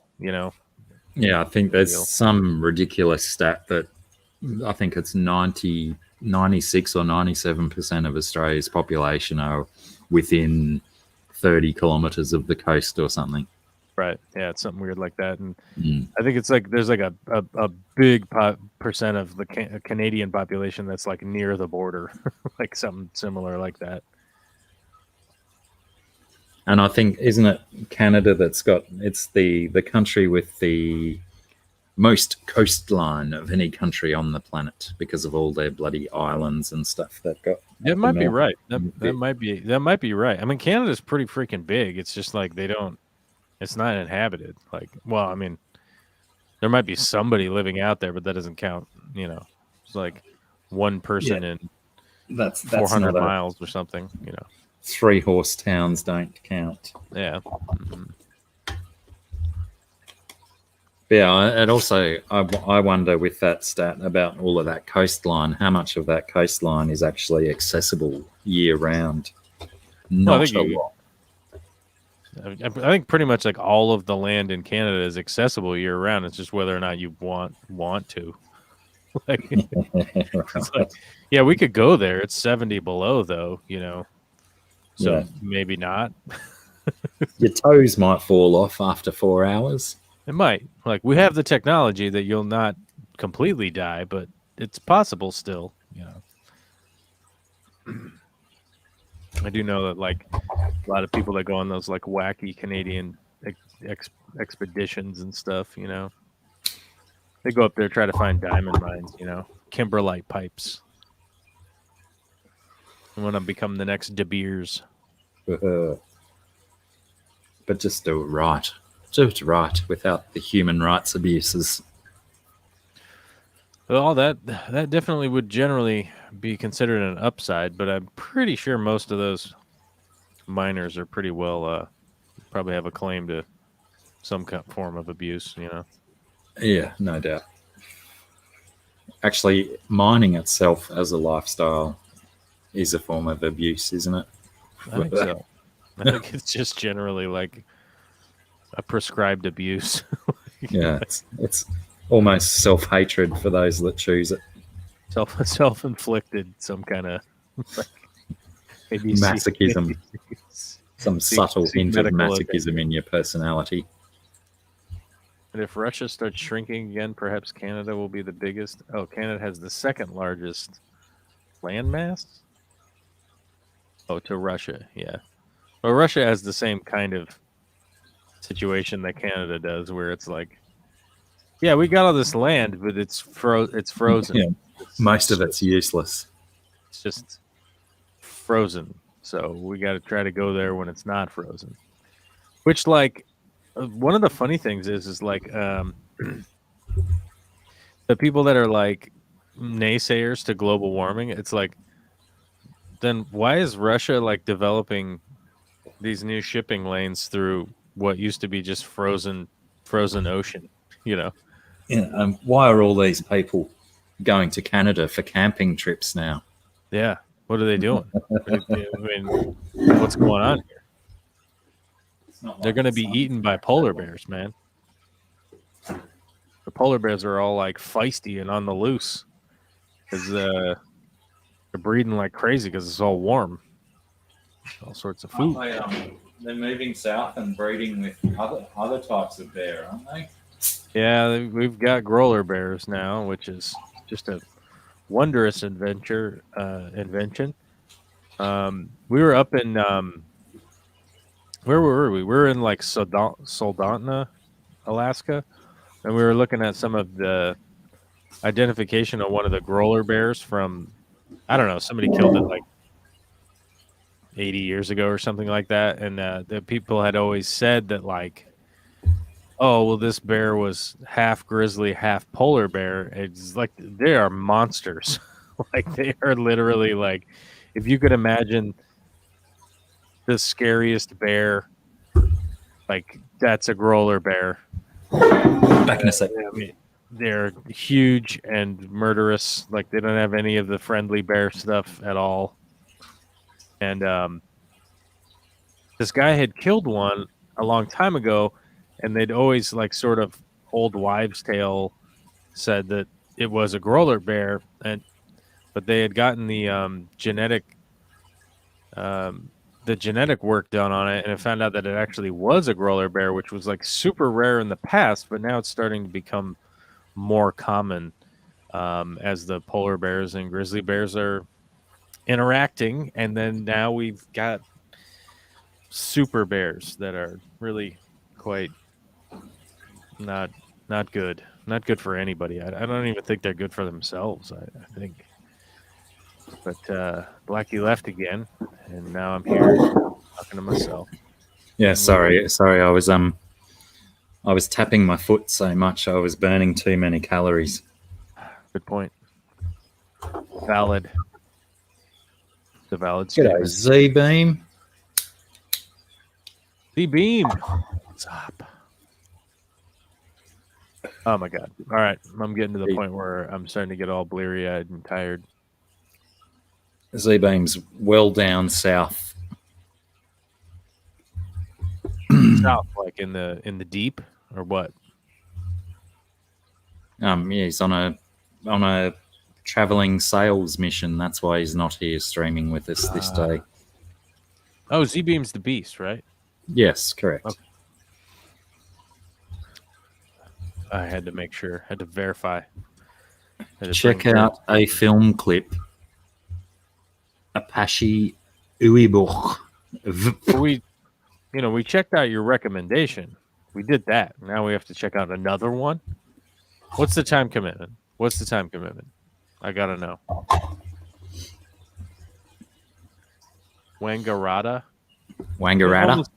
That almost feels like I just swore or something. It doesn't seem like a real word. It's an indigenous word, as many Australian towns take on indigenous words. But I don't know what that one means. Like my town is called Mullumbimby. Mullumbimby, and you don't know what it means. I know what that means. It means small round hill. Small round Hill. Because people assume that it's named after. We have a small mountain just beside the town, and people assume that it's called Mullumbimby because of that. But there is actually a hemispherical hill, which is almost a perfect hemisphere over that Chonda side of town, which is what it is actually named after. Chunda? Over Chonda. Over Chonda? Yeah, but people just make the mistake that it's because we've got a mountain, but the mountain is called Chinkogan, which apparently is the word for head of penis. Because the mountain kind of resembles the head of a penis. Penal. For those that know what one of those things looks like. I wouldn't know. Yeah, it's always fun dispelling that myth to people who think they know local history and stuff, and tell them no, that's not the little round hill. That's the massive big head of Dick. You want the round hill that's over there, and it takes you a lot less time to walk over. You want the other one? Oh, Got 3.5 minutes, Z-Beam says. Oh. Okay. I can deal with that. Apache. I'm going to have to try and lock that spelling into memory. Because you just can't copy and paste out of StreamYard because it wants to put the comment thing up instead of letting me copy and paste. No, still can't do it. Oh, well. Send me a link, Josh. But what was that in regard to? Is that with regard to the bears, the hybrid bears? Oh, the growler bears? Mm. Yeah, they're not good. Z-Beam, yes. So now I've read the comment directly below the other one. It has some great bear action. G'day, Nathan Fishboy in the house. Yeah, that's like, well, you used to be able to see it straight out my back fence. It's just over there. We used to climb it so often as kids, but we just have so many camphloral trees taking over their scourges on the environment, and now we don't get to see it anymore. But I'm on reasonably good terms with the owner of that property, so I'm going to suggest to him one day that I go nuts with a chainsaw and cut some camphorals down and open my view back up. Is that something you'll likely be able to pull off? Yeah, I'm good with a chainsaw. It's my favorite tool ever. No, I mean like convincing him to let you cut down some trees. Yeah, because he's a very, very, very, very, very, very, very, very, very new age kind of guy. Oh, okay. And he would much prefer the proper native trees growing on his property than the Chinese imports that seem to do so much better here than they do in their home country. Oh. So yeah, I'm sure he'd be more than willing, but he'd probably have stipulations like, make sure you clean up your mess. Don't leave massive tree chunks laying around my paddocks. But, the one awesome thing about camphorals is they're great in a bonfire because they're full of that camphor oil. Oh, that is a good point. Yeah. Get all them bugs out of there. Just like burning eucalyptus.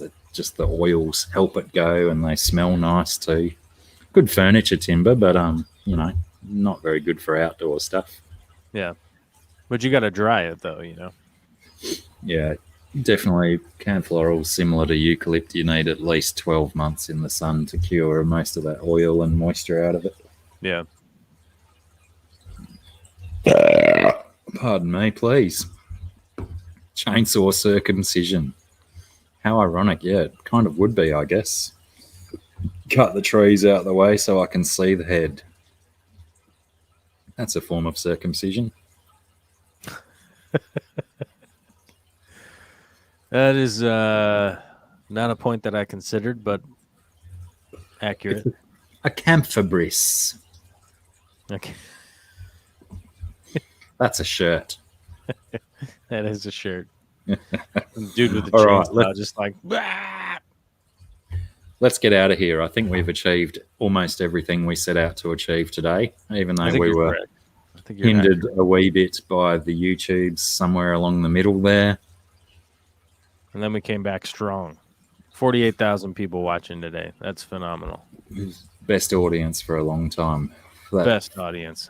That 47,999th person didn't know what they were doing by letting the 48,000th person in. True. Did everybody hit the like button and share this with your grandma? Because your grandma would probably enjoy our lighthearted conversation. Especially the bits where we say shit. I don't think anyone said fuck today though. I don't know if there was any fucks. I'm not sure. Was there any fucks to give? Well, Beast wasn't here. Beast is usually our prime source for That's true. F-bombs. That's where the F-bombs just get sprinkled. And once they start sprinkling out of his mouth, it's really hard not to jump on that bandwagon, you know? It's difficult. So, you hear an F-bomb, you got to join in. It's kind of how it goes. You get on the F-bomb train and go, fuckity, fuckity, fuckity, fuckity, fuckity, fuckity, fuckity, fuckity, fuckity. It's pretty good. I like it. On that note, ladies and gentlemen, I think we've got our fuck quota out of the way right at the end. Thank you, YouTube. Solidly. Well done. Oh, my Solidly. God. 3.5 hours we went for. How did we go an hour past your bedtime? Well, no commute tomorrow. Solid. All right. That's dedication. Love you, All right, buddy. everyone. Thanks heaps for hanging out. Take it easy. We'll talk to you next week, I guess. Talk at you next week. Hey, that's probably more appropriate. Thanks for hanging out. Anyone, if you were here for all 3.5 hours, firstly, you're a lunatic. And secondly, thanks heaps for hanging out this long. Everyone else, you did your bit too. You did your bit. And yeah, we'll do it all again in about 7 days' time. Probably 3.5 hours less than 7 days. All right, take it easy. You were BJ. You were here from Blot.